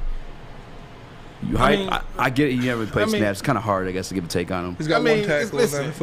Yeah, you're talking about a guy who didn't get a lot of reps and stuff, and he's probably in here on a tryout basis and stuff, and they figure they can still move Jefferson to practice squad as well. So, I mean, am I hyped? No. A lot of the moves that they've made today have had me scratching my head and wondering if I should be lighting up something, because I'm trying to figure out why they're doing it.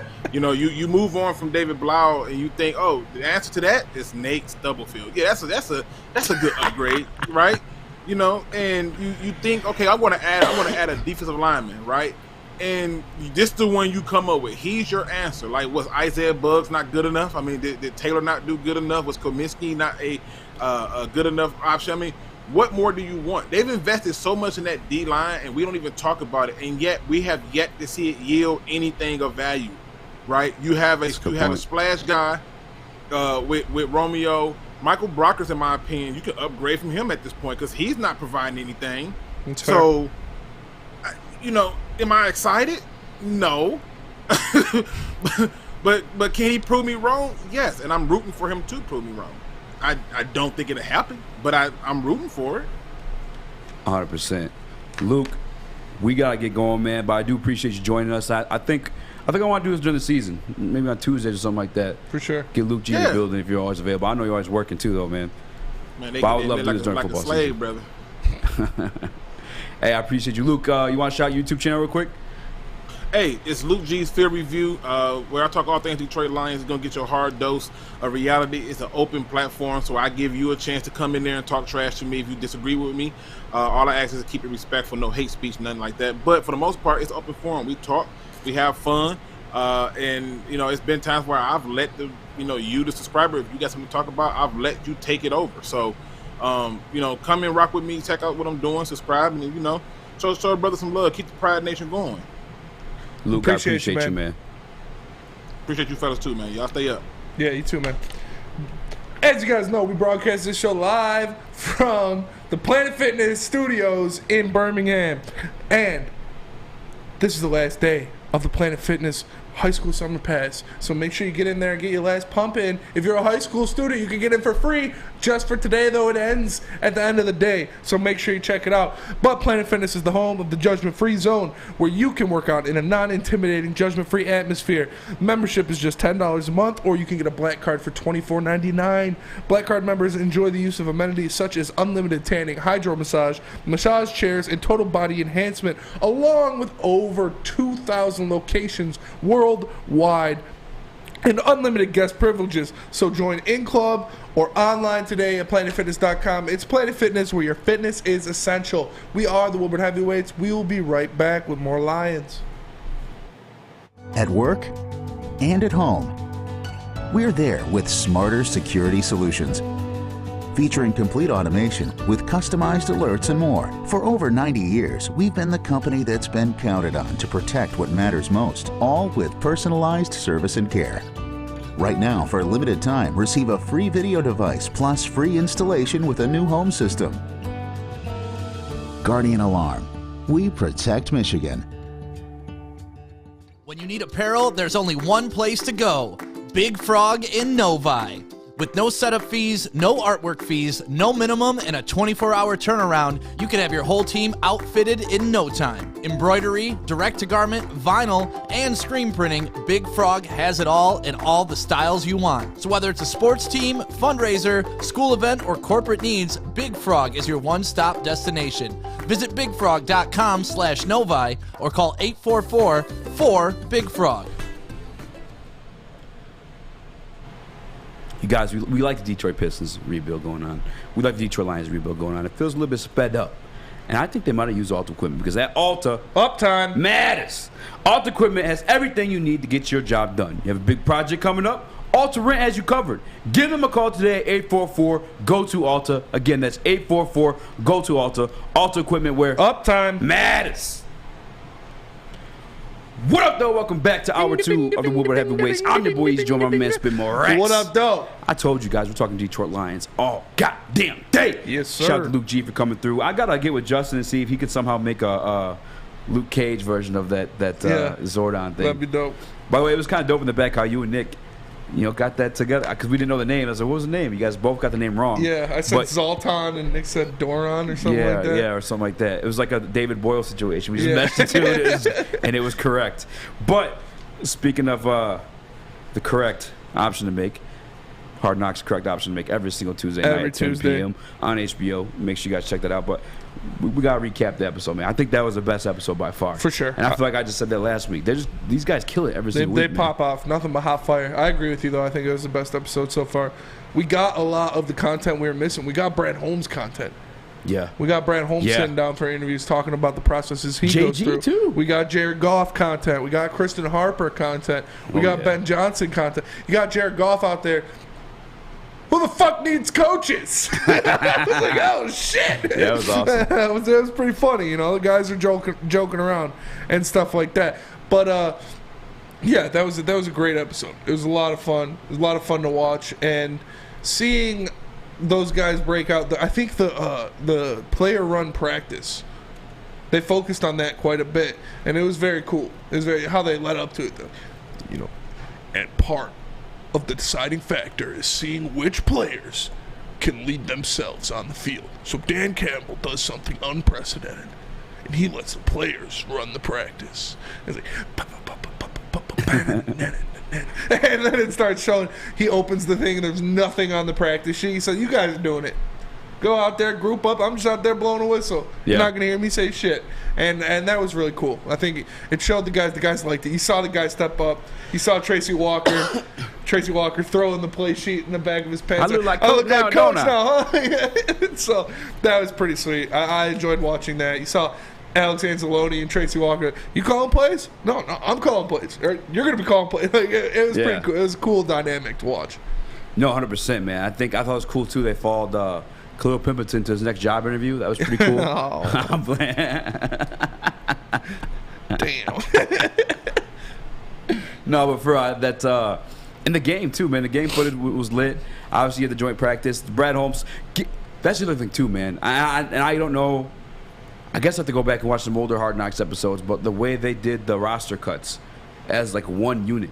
I'm saying that every single position coach, and they allowed them to speak their piece and give their rankings on why they want to keep a certain guy, or or they don't. And it was entire collaborative effort. And like, I can't speak for certain because I don't know what it's like behind winning organizations, but I just feel like culturally, or just like in general, like that's just such a good. What are you laughing at? You saying you don't know what it's like for a winning organization? I don't, man. It's sad to say, but it's very true. No, man, but the fact that they had like every single person got to say their say. Those are the guys with that position group every single day. And if I have a guys with this, these guys every single day, he's pounding the table. We can't get rid of this guy. Like Craig Reynolds, for example. I'm saying we got this all in the episode. Do you come down and you keep him? Like, okay. I'm saying he must be here for a reason. I'm saying he must be throwing this damn fit for a reason. And it's just everyone's opinion's valued. And as it should be, though. Again, they're with these guys every single day. They know who's committed and who's not more than anybody else. Yeah, you may be the head coach. You may be the guy making the final say-so. But obviously I'm the one, that has the more detailed answers to how a certain guy reacts or plays or just is in general in the locker room. I think that was awesome. That gave me – just pumped me up. It was very cool. Very cool. Yeah, like you said with the Craig Reynolds stuff, how Deuce Staley said, you cut him – you might have a couple offensive linemen knocking on your door. A couple big uglies in there like, hey, coach. And that was cool. You saw that dynamic. You saw how they vibed off of each other, shared information. Because like Dan Campbell and Brad Holmes said, that's a lot of information coming from a lot of different people all at the same time, and you got to break through and dissect all of it. So it's, you know, there's going to be some tearjerkers in the next episode. We're going to see, you know, Tim Boyle, David Blough, Khalil Pimpleton, Eazy, all these guys have to turn in their playbook. Obviously, we know that's what Neil talked about. He's like, is it worse when it's your team? Like from a entertainment aspect? Because going into that episode, we knew everybody that was getting cut because we're following it so closely. Yeah. We knew Pimpleton was gone. We knew Tim Boyle was gone. We knew Eazy was gone. So you don't have the suspense of, is he going to make it, is he not, and stuff like that. And I can see that a little bit, but it's also, it makes it better because it's your team and you're getting all the, you know, behind the scenes, all that stuff. So I liked it. I thought it was a great episode, but the Pimpleton juggling stuff was whack. They could have done without that. That was so random. It was so random. Like that had you remember that 10-second juggling clip you had? Let's film a 6-minute segment about you learning how to juggle. Oh my gosh, man. I feel like I don't want to disrespect Khalil Pimpleton, and like we may even get him on this show. Shout out to what's his name? Something Bone? Hunter Bone. It's not, well, nonetheless, so we might get Khalil Pimpleton on the show as our damn selves, but like I just feel like they're building him up because they know he was getting cut. Yeah. You know what I'm saying? Like there was, and again, no disrespect, but there's just no way he was going to make this team. The performance wasn't there. And I'm talking about both in the open practices that I got to see and obviously in the preseason games. We saw multiple drop passes. And they're just trying so hard to build up this character for people to be, and this got to be outside Detroit, to be hurt when he gets cut. And it's a lot. I mean, that's what they do, though. Yeah, it's true. They build it up so people, you know, it's like Game of Thrones. You make your favorite character and they kill him first season, dead. It's true. Ned Stark gone. Yeah. But it's just made me feel bad for the guy. It's tough for the guy because, like you said, you know, this is extremely loaded wide receiver room. Yeah. Extremely loaded. So. And I feel bad too because like people are already gonna clown him because he's, you know, getting cut. Why you gotta put a clip of him juggling in there? Yeah. Why you gonna force this man to go to some juggling place? Like, and the one guy too, he hands him the knife. He's like, by the end of the day, you'll be juggling these. And like, it's funny because at the end of the day yesterday, he was juggling, got snipped. You know what I'm saying? Got cut at the end of it. But yeah, I guess the other takeaway I'd have too from that. I probably just Craig Reynolds as a dude too, a solid dude. Yeah, obviously saw. Solid, made the kid's day, gave him the towel on his birthday. His dad. That's what his dad said to him. Like, that's what I'm proud of you about. Yeah, that was dope. Obviously, he played well in the game, but that's what I'm proud of you about. That's cool. You get those little interactions and stuff. I'm very happy with that. We got to see Malcolm. Shout out Mama Rodriguez. Yeah, Mama Rodriguez made it. The whole fam, except for his brother Roman. I didn't see Roman on there. I was like, damn, his other brother wasn't on there. Well, I tweeted at him at Mama Rodriguez. I'm like, you're famous, but I also didn't know if she wanted a Twitter out there like that, so I deleted it because I didn't want a bunch of like creeps and stuff like that. Oh you yeah, know? I mean, she's out there, but I wasn't trying to broadcast that. That's not. I wouldn't that be done with my mom, but that's fair. Let me tell you guys about Gypsy Vodka. Gypsy Vodka, huh? It's the official drink of the summer. And as we wind down and sit in front of our television screens and watch some Hard Knocks, I like to have the Gypsy Vodka with me. All right? It's because 8% alcohol and it's mixed with tea and it tastes delicious. Not no girly drink, man. It's the real deal. Whether you're out on the golf course, hanging out in the backyard with your boys, the Mulligan's calling your name. Ask for the Mulligan at a local golf course or Total Wine near you. This is Woodward Heavyweights. We'll be right back talking more Detroit Lions. Hey, this is Mr. Kearney, Chief Academic Officer, Academy of Warren. I want to welcome you to the brand new field house. The state-of-the-art facility has a regulation basketball court, volleyball court, soccer field. It can be used for 7-on-7 football. Our K-8 academic features AM, PM, latchkey, small classroom sizes, Learning Street, futuristic media center, free breakfast and lunch, Holton Mifflin curriculum, academic games, K-8 athletics, and more. Enroll today at academywarren.net.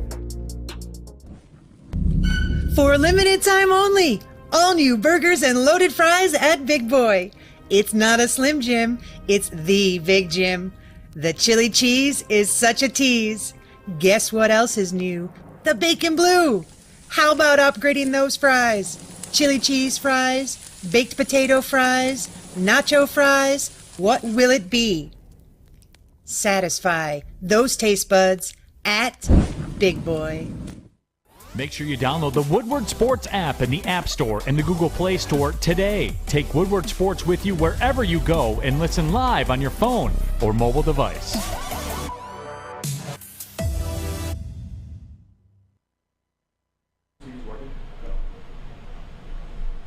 Guys, don't let these cameras fool you. All right, I have hair. No, I'm just kidding. What? Man! It's all thanks to Chili Peppers Tan. I'm able to look so beautifully Brazilianly bronze and gold, man. Chili Peppers Tan, they'll beat all the best competitors by $5. $5? $5. You want to know why? Because they got the hottest bulbs, the hottest deals, and the darkest tans. Check them out. Chili Peppers Tan with 26 locations and more on the way. Okay. What up, though? Welcome back to the Woodward Heavyweights. I'm your boy, Eazy, Joe, my man, Spin More Racks. What up, though? We got Young Sus in the T booth doing his team. And we got into it a little bit with my man Luke G, talking heavyweights. Luke G, fellow heavyweight himself. We talked about the brand new heavyweight brought onto the Detroit Lions roster, Benito Jones. Pretty sweet name, though, by the way. Benito Jones. It is a cool name. Sounds like something Scarface would say. Benito! Benito! My man. Chico, handle it, man. And Benito, handle it, man. You clogged that hole, man. But it's, Benito Jones, 6'1", 318, out of Ole Miss. This is his second year, so it does seem like a Brad Holmes redemption, reclamation type of pick. Yeah. Bring him in here, see what he can do. Like I said, I went over, he's only got one tackle in the NFL. Total tackles, 1. Solo tackle, 1.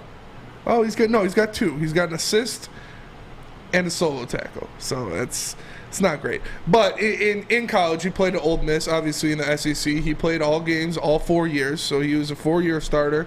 He racked up 66 total tackles, 66 solo tackles, 66 assists, so 132 total tackles, 31 tackles for loss, 10.5 sacks, and an interception. So I'm happy for him. I think it shows that this guy can make some plays when given the time. It shows he's got the athleticism to get in the backfield, cause some havoc back there. Mm-hmm. So if this is another steal of Brad Holmes, that he could bring him in here, be this reclamation project, have him work out on this defensive line, that'll just be another feather in the cap of one Sir Bradrick Holmes if he can turn this guy into an actual NFL player. Bradrick Holmes. Bradrick Holmes III, Esquire. Yeah, I guess I don't really know how to feel about it. There's nothing to really go off of outside the Ole Miss stuff. Obviously, he's 6'1", 318-pound bulldozer of a man, sounds like. More like a bowling ball guy. I think he's more to help out Lee McNeil. But the same situation, Isaiah Buggs there too. I think there's only 2 gentlemen on this team that weigh over 300 pounds to anchor that middle. And it's, both Lee McNeil and now Benito Jones. And they believed in this kid enough, although, not too much NFL experience, but they believed in him enough or saw enough on film to give him a roster spot over Jermar Jefferson. So, Brad Holmes does pretty well in UDFA in late picks, and maybe there's some potential this guy we just don't know about, or maybe, again, we got the Levi situation, the Josh Pascal situation. Josh Pascal on PUP, Levi not likely to play in this first game, and maybe it's just to help a little bit there, or in case Aleem gets hurt. We don't know, but I will continue to have faith in Brad Holmes with the UDFAs. Quarterbacks starting to question about, but with UDFAs, you know what I'm saying? Are you really starting to question the quarterbacks? It's not really. Like you said, because it's the backups is not that important anyways. Yeah. He did re-sign Blough and Boyle. They're both cut. He brings in, I can't even remember his name. Yeah. Nate has the Sudfeld. Is it a question he drafted Goff? He hasn't really went out to get a quarterback yet. Are you questioning it?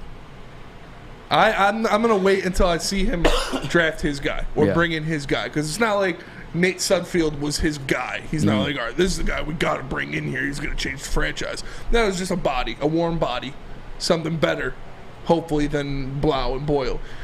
I'm going to wait until I see him go out and get his guy and then make that judgment. If he goes out and he gets a guy in the first round next year, in the second round next year, to be that replacement, to be that guy, which he is going to draft the quarterback next year, 150%. Yeah. Whether it's in the first round or the fifth round as to be a starter or to hopefully, be a starter and be more likely be the backup, he has to get a quarterback to improve that room. They need to raise the rightful heir to the Iron Throne. They do. They need to, call on John Snow. John Snow, you know nothing, John Snow. But it's all about him getting his guy, and then I'll be able to make a judgment on it. if he goes out, he gets his guy in the first round, and he turns into Nathan Peterman, he turns into Johnny Manziel, he turns into a guy like that, then obviously you'd have to question it. But before that, I'm not ready to question it just yet. He's, like you said, man, backups are backups. He's been tossing around garbage for garbage. It's not like he's stuck his flag in Nate Sudfeld. Nate has the Suds. Nate has the Suds field. You know, the Suds from... I said Suds, not Sus. Oh, you said sticking flags in places. I don't know. Yeah, he stuck his flag. That's a thing. It's And- not like he's like, this is my guy. This is our guy for the future. He's just filling the room. So I'm not too worried about it. Yeah, I guess it comes like, obviously Jared Goff, I'm going to keep it a buck. When you're drafting quarterbacks, we see it with all organizations all the time. You could never for certainly hit on a quarterback. It's kind of just all over the place. Yes. Sometimes you get lucky. I mean, guys like Lamar Jackson come late. I mean, you could get Patrick Mahomes, Lamar Jackson. Hey, Patrick Mahomes, Lamar Jackson, fucking Tom Brady. You know what I'm saying? Like, redrafts, those guys go number one. Russell Wilson. Yeah, you know what I'm saying? So, like, people miss in the quarterback position more than any other position for certainty. But when you're picking... Malik Willis. Possibly. The story still got to write itself, but... I'll be honest with you guys. I watched the rest of that game, and Malik still got some growing. Yeah, for sure. For sure. Yeah. But nonetheless, when you're picking backup quarterbacks from a free agency pool, those are guys you already have tape on from the league. You know what I'm saying? So, like, there's no excuse to get those ones wrong. There's no reason to be re-signed Tim Boyle. There's no reason to be re-signed David Blough. Yeah. There's no reason to sign Nate Sudfeld. Yes. Outside, maybe you just need someone. You need someone. So I guess we all need somebody it's definitely an overreaction because it is the backup quarterback. You don't get copyrighted. You go singing like that. We all need. My voice messed up, man. You can't get me on with that one. You made me forget my whole fucking point. God damn it. Sudfeld. That doesn't help me. Quarterback. Picking from a pool that you've already seen. It's still okay. Yeah, that's what I say. It still would be an overreaction just because it is the backup quarterback position. You know what I'm saying? I'm not sticking my flag in that take that, you know, Brad Holmes is a questionable quarterback evaluator because I'm just not ready to do that. Yeah. I will say though, he does have John Dorsey in that same damn room who quarterback evaluated Baker Mayfield, took him number 1 overall, which got traded for a 6th round pick this past season. But we'll it's nothing we'll crazy. talk about it. Once he gets his guy, then we'll be able to see. Mm-hmm. But he hasn't got his guy yet. Even then we got to wait 2-3 years too. You know what I'm saying? Before you can judge somebody. Yeah. Don't be so judgy. Don't be so judgy all the time. He needs to get his guy. Uppity ass bitch. Sus, what you had to say? Those big salad fingers held up in the air. Yeah, I hate that you guys, like, because nobody sees it on camera. I hate that you guys are like, yes, you raised your hand. Like I'm a schoolgirl or something. Oh, but I just wanted to say, That's why he says, bro. Why did you go to schoolgirl? Like I'm a little schoolgirl. Like I'm a cute little schoolgirl. Oh, all right. What the teacher called on you? Yes. Sustina. No. I just wanted to say that it sounds like, to me, again, I'm still learning the NFL, but like that waiver spot seemed very valuable, and for them to kind of take a guy who's unproven and a flyer, like I feel like couldn't they have used that waiver claim to get somebody that was a veteran, like that they know could contribute, and then probably let that guy clear waivers and give him a shot anyways, like. There are not a lot of veteran quarterbacks that get let on the waiver wire. I wasn't talking quarterback specifically. I just mean anybody. like players, player? like how they use their waiver claim on a guy who, like you said, has 1 NFL tackle and an assist, versus, you know, like maybe grabbing a veteran and then picking up that guy for the free because like he's just an unproven commodity. Or is that just not how it works? Or is the roster spots just too limited? I think for them? one thing, like strategical wise, like with the waiver wire, is like when you pick up a guy up off the waivers, you inherit their like former contract as well. So like we only work with like $9 million worth of cap space, which I have to assume that's one of the reasons why we didn't sign Malcolm Brown. He's obviously more proven. He has solid stats as a defensive tackle in the NFL. He won a couple with the Patriots, or at least one for sure. Like, I think that's why we didn't bring in Malcolm Brown. I'm saying maybe because of the money, and maybe that's why we didn't go the waiver wire route. But Nate Sudfeld was a question mark, and again, we may not even see him on the field. It's very possible we don't see this guy take a single snap in Detroit Lions uniform outside of next year's preseason if we have him then. So, like, would you have rather seen them grab Josh Rosen or Kellen Mond? Or like we said, Carson Strong. You can sell me. It'd be easier to sell me on Kellen Mond than it ever would be to sell me on Nate Sudfeld. 100%. Trace McSorley, Josh Johnson, Nathan Peterman. No Nathan Peterman. Sean Mannon, Ian Book, Nate Sudfeld, Carson Strong. Those were the quarterbacks, available. So it's pretty limited pool. And yeah, don't worry about it. Like you said, if golf goes down either way, our season's over. So yeah, we are fucked, mate. Fucked it. And if you're scared of a situation like that, you might need some help. And if you need mental help, we got the place for you, and that is SMA, or the Sports Marketing Agency. The Sports Marketing Agency helps spread awareness about mental health and substance abuse. Their new podcast, This is the F Word, helps spread awareness of fentanyl and other addictions. So if you are struggling or know someone who is, make sure you go to thesportsma.com to get the help you need. We are the Woodward Heavyweights. We'll be right back. Hi, my diamonds. It's Crystal with an X. You want to get hot and perfect like me? Here's my super easy routine. Drink at least a gallon of water before you wake up. Attach a weight to everything in your house. Hello? Sell your car and just sprint everywhere. Scream when you exhale. Don't follow Crystal with an X. Do your own thing at Planet Fitness with tons of equipment and free fitness training in our clean and spacious clubs. Join now for just $10 a month and cancel anytime. Detroit's downtown summer playground is back. Open all summer long, the Monroe Street Midway. Enjoy roller skating, free Wi-Fi, food trucks, art installations, and so much more. Don't forget to take advantage of the basketball court, putt-putt, and, of course, family programming all summer long. All art installations are done by Detroit artists, and it's a fun, safe event from people 1 to 100. Go to deckedoutdetroit.com. We don't like to brag that we are the toughest sports network in Detroit, but we do have a guy named Darren McCarty on our side. Lemieux and McCarty, who've had a good knockdown drag up. There they go, right on the whistle. They were talking to one another. Woodward Sports.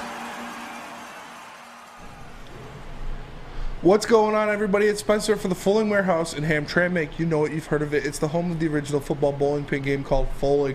Multiple different ways you can play it. They've got $12 open unlimited play. We can stay there open till close. Have a good time. They also have private lane reservation, $120, 10 to 12 people, and you can bring in your own food. If you get thirsty, they have a $2 mystery beer vending machine. But if you want to make a decision, they have multiple fully loaded bars for you to choose from. So come down to Hamtramck and check them out in person at the Fulling Warehouse, or visit them online at fullingwarehouse.com. What up, though? Welcome back to the Woodward Heavyweights. I'm your boy, Eazy Joe, my man, Spitball Rex. What up, though? Young Sus in the TD booth. We just had a lady, Jane walk in, change the laundry while I'm screaming. She's like, what the hell's going on? A Jane? Did you call her a Jane? Yeah, she's a Lady Jane soldier. We had a Jane walk in. A Jane walk in. Hit the like button if you guys they haven't have already. Names easy. They're people too, all right? I apologize. Hit the like button if you guys haven't already. Be a friend, tell a friend, share the stream. Appreciate all you guys. We're talking Detroit Lions all day, but you were picking on me during the break, and you wanted to get me going again. Yeah. And our guy Sean Murphy. Sean Murphy, he's clapping back on Twitter. He's just such a fanboy. Yeah. He is such a fanboy, and then I can't get him on the show because he's at work. But really, it sounds like he's scared. Does sound like he's scared. It's just, it's illogical. It's inconceivable. Inconceivable. It's just such an emotional response. What do I went over this yesterday. I'm pissed I have to do this again. Spencer, what is Woodward Sports? I'll ask you again. What is Woodward Sports? Woodward Sports is a sports broadcasting network where we talk and react to videos, highlights, and play of Detroit athletes and Detroit sports teams. So it's my job, right? That's just like it's what I fucking do for a living. It's how I feed my son. to analyze like what I see. I don't know if the video's still in there, Sus, but if it was, you play it. If not, I don't care. When you watch that video, there's no one in their right mind with two eyes that work that's gonna fucking tell you that it was great. Yeah. There's just not. I gave you the timestamp on the goddamn tweet that was at 1:18 while the video was playing. And at the very end of the very same tweet I'm speaking of said, so far. This emotional, soft ass. Sean's a friend. You know what I'm saying? So I'm going to temper myself a little bit. Because words hurt. Words do hurt. Words do hurt. The weak. And it's just weak, bro. It's just weak. It's emotional. It's garbage. It is garbage. It's disgusting. I don't know if he's looking for likes. The fucked up part too, and this is why I get emotionally triggered by it. I fucking brought Sean into Woodward Sports. Oh shit! I raised you. Oh, I made you, motherfucker. No, man. I am your father. No, but like, dog, it's like, stop this. Like, it's like emotional fanboy attacking over fucking a logical take. Because as he said, the whatever tweet he just fired off. Yeah, you're right. He did look bad in the same tweets. Fucking thank you. So why are you bitching? Yeah. Shut the fuck up. Damn. Easy. This is his father. Troy Weaver? Yeah. That's another thing, too. I didn't get a chance to make the following graphic to that one because go ahead and put that picture back up, Sus. I want to show you, boom. This is what a fan does when he meets Troy Weaver. All right? You lean next to him while he's clearly trying to probably focus on the game or something else, and you take an awkward selfie like this where you're sitting in his lap.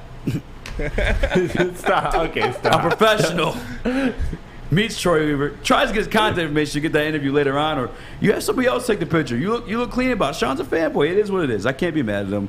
He is what he is. He's a fanboy. Chuck Brewer, it is practice. Yes. Play the video real quick. This is for you, Chuck Brewer. We've seen the video. No, play it, because I need to get Chuck Brewer's reaction to this. Chuck Brewer, one word response. Please just tell me. Why did it not play? That's weird. Let me try again. One word response, Chuck Brewer. I need you to tell me, was this good or bad? One word. Good or bad. Between the two, tell me is this good or bad. Say it's a bad fucking take. It's the stupidest fucking shit. It's, oh my God, dude, it pisses me off. It's not forming any opinion over anything. Yeah. I said nothing beyond. I You said were nothing to his reacting from career. that exact take, yeah. Nothing to his career, nothing to his season, nothing to like what the Pistons are going to do record-wise. It was literally rough so far. Pussies, bro. I'm sorry to be swearing like this, but like, Jesus Christ. Zeka's one of them too. Soft. Chuck Brewer avoided it, as always. It's cool. It is what it is. They're fanboys. But if you want the whole thing, not more than a tweet, carry on with that your whole damn life. Yeah. He looked good in the second part. He looked better. And I wish I had clipped that one up. You know who was guarding him, Spencer? Who? Some fucking random white guy. Not even in the NBA. He looked good, though. He looked good. Hey, I can't deny it. Can we be real about this? I think Jaden Ivey's going to have a good year. Yeah. He's second to win Rookie of the Year. Yeah, second odds. Plus 500. Yeah, I think he'll go out there He's and actually ball. tied with whoever. Paulo. Was it Paulo's number one. Yeah, Paulo's like plus 200. Oh, okay. Jaden's 500, and so is my man Sacramento. I couldn't think of his name though. Keegan Murray. How can you forget? You can never forget that. How can I forget? You just Keegan wanted Murray? me to hear. You just wanted to hear me say it. Joey said 2 times. Exactly. Like if I had said that, yeah, I can understand everything that they're saying, all the emotional responses, fully understand. But I did not. They're say acting that. like it's a Skip Bayless. Like over Yeah. it. Yeah. You just said it looked a little rough. It's just Sean wow. attacked. Wow. What'd you make of the tape? I'm screen recording him guarding the white guy.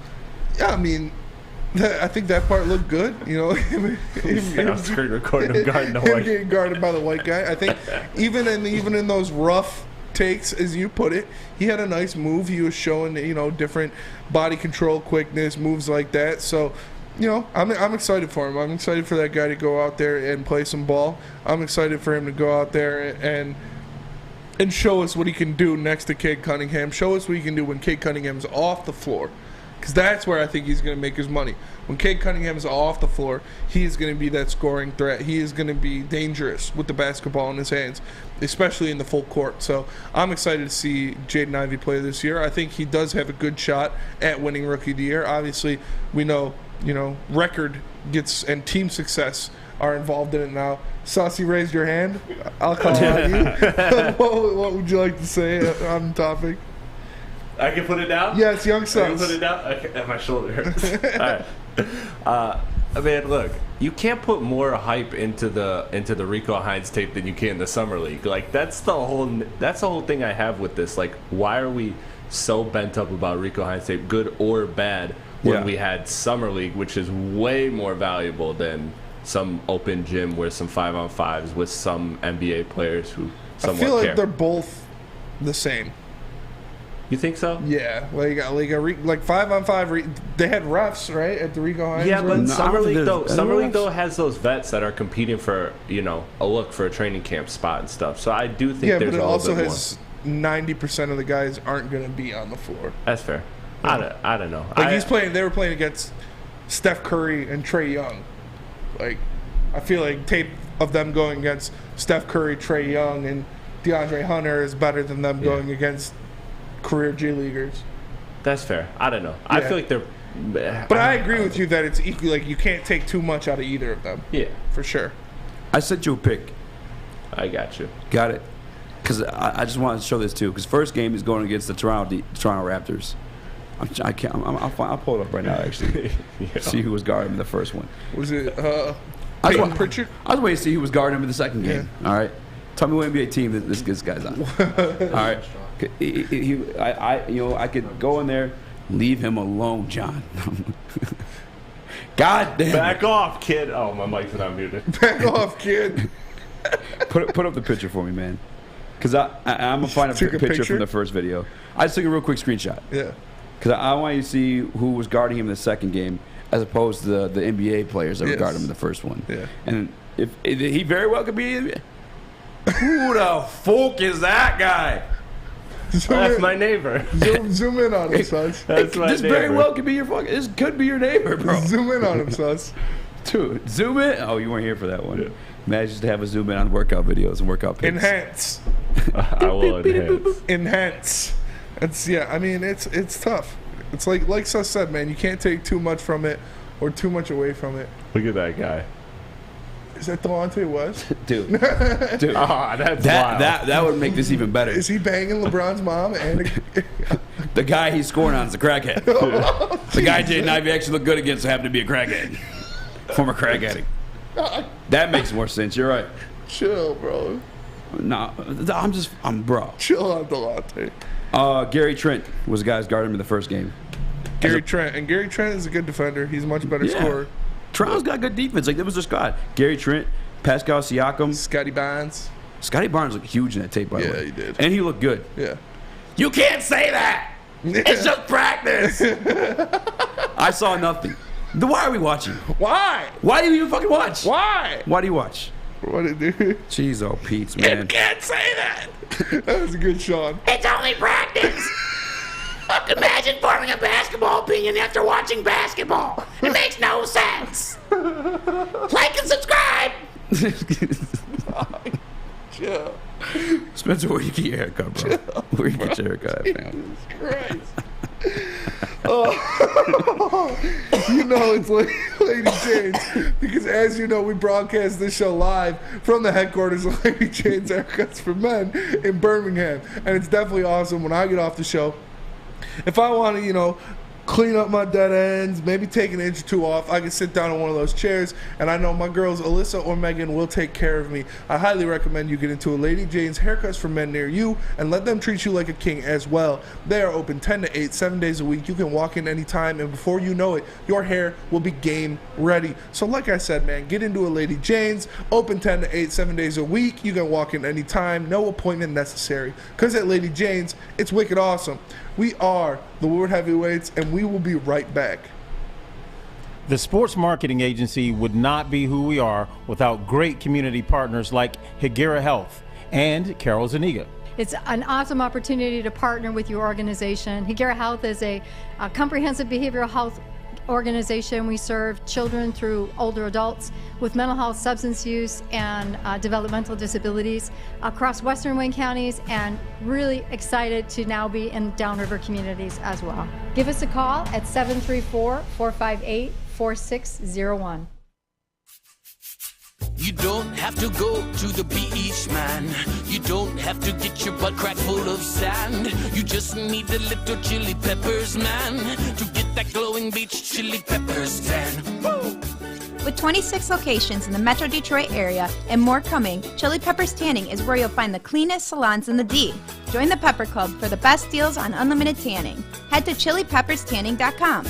You just need a little chili peppers, man. Odds Trader. OddsTrader.com is the one site for your game day bets, play-by-play updates, live scores, and the best price in every game from multiple sports books. Guys, another one. If you think logically, unlike certain people, you gambling Sean money, did. you might want to use OddsTrader to shop for your best odds. Sean Go to did. OddsTrader.com right now for your best bet. What up, though? Welcome back to the Woodward Heavyweights. I'm your boy, Eazy, my man, Spin More X. We got Young Sus in the TV booth. John partnering in there with him. So if anything gets all fucked up, you can blame it on John, all right? Shout out to John. Shout out to anybody he knows that's watching. I know he's clout chasing. You know how John be. Yeah. Hey, John's joining us Friday. We're gonna be headed out to certain high school. Hey, if you guys know any hype ass high school games going down, let us know. Hit us up. Yeah, we're gonna be there. We're giving away some stuff. We'll be giving away stuff. We have a megaphone, turning we up. might have all gift that. cards. We'll be throwing some towels in the crowd, trying to get a T-shirt cannon. So I, boom, snipe This is somebody not right the time in the for an head R. with a Kelly T-shirt bar. cannon. I was gonna say an R. Kelly bar. No. But Now I am we're curious which talking- one you're saying is kind of funny. It was one I heard before. I'm not even gonna cut Actually, you Young down. Sus, I'm not gonna let you say that. Yeah, you're you right. do not say an R. Kelly bar when we're talking about going to a high school football game. That is not a good idea. I was gonna first say it when you said you got a boy with me in the booth, and then I was like, nope. All right, come on. All right. All so right. I was laughing over the last During the segment. break. Yeah, and during the break. Because Conor McGregor, one of the best Twitter follows out there. Connor, by the way, posted a video of him getting some sloppy on his Instagram story. Tweeted, he said, I'd love to boot that little gimp ass Beulah over a goalpost. Wait, what? He said, I'd love to boot that little gimp Hasbullah over a goalpost. And if you were a fan of MMA or know anything about Hasbullah, he's that little guy that always punches people in the face and then runs away. And so, yeah, I thought it was just fun. It's just some off-the-wall Conor shit I saw that made me laugh pretty hard.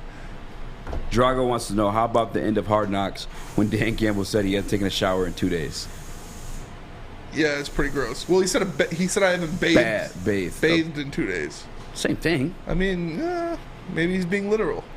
Like an actual bath? Maybe he has. Yeah, maybe he's a fan of baths. I can't remember the last time I took a bath. I took a bath. Actually, I took a bath earlier this year. I just picture you with fucking rubber duckies. Nah, dude, it was in. It was when I went to Cali. They had a big ass jacuzzi tub in one of the bathrooms. Chilled in there. It was dope. We actually had an argument. I'm not afraid of baths. With your girl, Alejandra Sus, because one of her she wanted one of her topics to be for the show, like hygiene. Yeah. And that's when I think I forced Mike G on that show. I was like, I can't. Don't you dare Can't call do it her my alone. girl when you spend like quadruple the That's amount your girl, of time. bro. How late were you here last Friday? No, it doesn't. How late were you here It last doesn't Friday? add up to a quarter of the time you spent with her. How late were you here last Friday? I don't know, like 10. But I recorded two Yeah, shows 11. after. Mm-hmm. I recorded Boys two shows late. after. With Alejandra. You in love with Alejandra, huh? Absolutely not. Dude, he loves her. He's in love with her. Absolutely not. Every time she's like, oh, did she say anything about me? I'm sus. Oh, Alejandra? Have you ever gotten a I'm pedicure? sus. I don't like girls. No, but I thought about it because they said they massage your feet and everything. Yeah, I got a pedicure in East Lansing, but it was one of the ones where the little fish eat your feet. Whoa. Yeah. Like you put your feet in a tub and there's a bunch of little fish and they come out and they eat all the dead skin. It was wild. That does sound pretty fucking Bunch wild. of little like Asian ladies. I'm not gonna Oh, lie. big feet, big feet. I guess They got some big ass feet. culturally over there, you ever notice like they're always like super white and like powdery? Like overseas or in Asian countries, whatever. Well, I guess that they like view big, like fat, like white guys as like sign of success. Yeah, like a status to Fuck hit. yeah. Yeah. Yeah. We That's made you. it. Let's go. 100%. I used to work at AT&T and like I had this guy come in. He was a traveler, dude. I used to meet some interesting ass people coming to AT&T, but he had like just to create. He'd travel everywhere. But I think it was Thailand. I don't remember what country it was. I couldn't say for sure.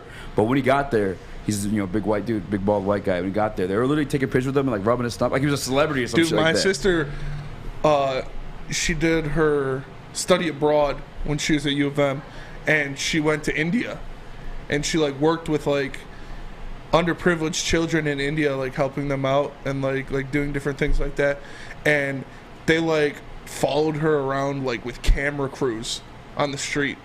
Yeah. And we're like shooting video and like had her on the news and she was a celebrity because she's just an attractive white woman helping out the underprivileged youth of India. And they're like, because India is a very impoverished country. I know it. Very impoverished. Yeah, like a lot of, like she said, there's more stray dogs there than she's ever seen like in her life. But yeah, they were following her around with like a camera crew. Like she was famous. It was pretty wild. Yeah, man. He said that, and then my boy Josh Wiedner, shout out. He studied abroad in Thailand. Same thing. He's like, they fucking like. I have a bunch of friends that went to Thailand not too long ago. For vacation or for like? For vacation. Because I guess it's like one of the cheapest vacation spots you can hit. Yeah. Like, you can stay in like a 5-star hotel in Thailand for like $100 a night. That's what I was getting ready to say. Like, let's hit Thailand. Go crazy. Oh, bro, I'm down. Yeah. I'm down. Think of a heavyweights vlog from Thailand. I was gonna say, John in the TD booth. We're bringing them on Fridays when we turn up. Like, I'm having film. Yeah. You want to go to Thailand, John? You want to go to Thailand, John? So, hell yeah, dude. Hell yeah, dude. Let's go to Thailand. We were sitting in the chair the other day for the show ended. He's like, "Can you give me a shout out on Twitter?" I was like, "What the fuck? What?" Dude, we were sitting in here. Shout out to John. We were sitting in here before the show, and he asked why we call him Young Sus. And I was like, well, he's just, he's kind of sus. I was like, Eazy said he looks like a walking dick pic, and he was like, oh, yeah.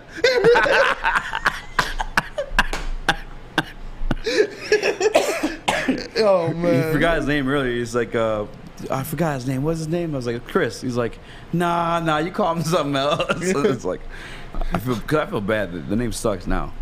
It's sus for sure. Everybody calls him sus here. I bet Chad's gonna walk up to him and be like, "What's up, sus?" Oh my god, that would be legend. We gotta tell Chad to do We that. had a work document for our remote broadcast last week, and it was like, Eazy's gonna be here at this time, Spencer's gonna be here at this time, Young Sus is gonna be here. It's the best too, because not just it's Young Sus, like it's like a rap clout kind of name too. Have you embraced it though, Sus? I respect you. Yeah. I respect you for it. Of course. No hiding from it now. It don't bother me. Yeah. It don't bother me. Big respect, Abe said he's got to take that kid on a ride along. Dude, that would be good content. That would be awesome content. Can we film? Oh my god! Abe, can we record if we're doing a ride along with you? Can we vlog it? Just John and Abe in the squad car. Yeah. And we'll get like a GoPro or something like that. He's like, you want to see some crazy shit? Take him to 7 Mile, shoot a couple of hookers. I don't know how to say that. You walking or working, honey?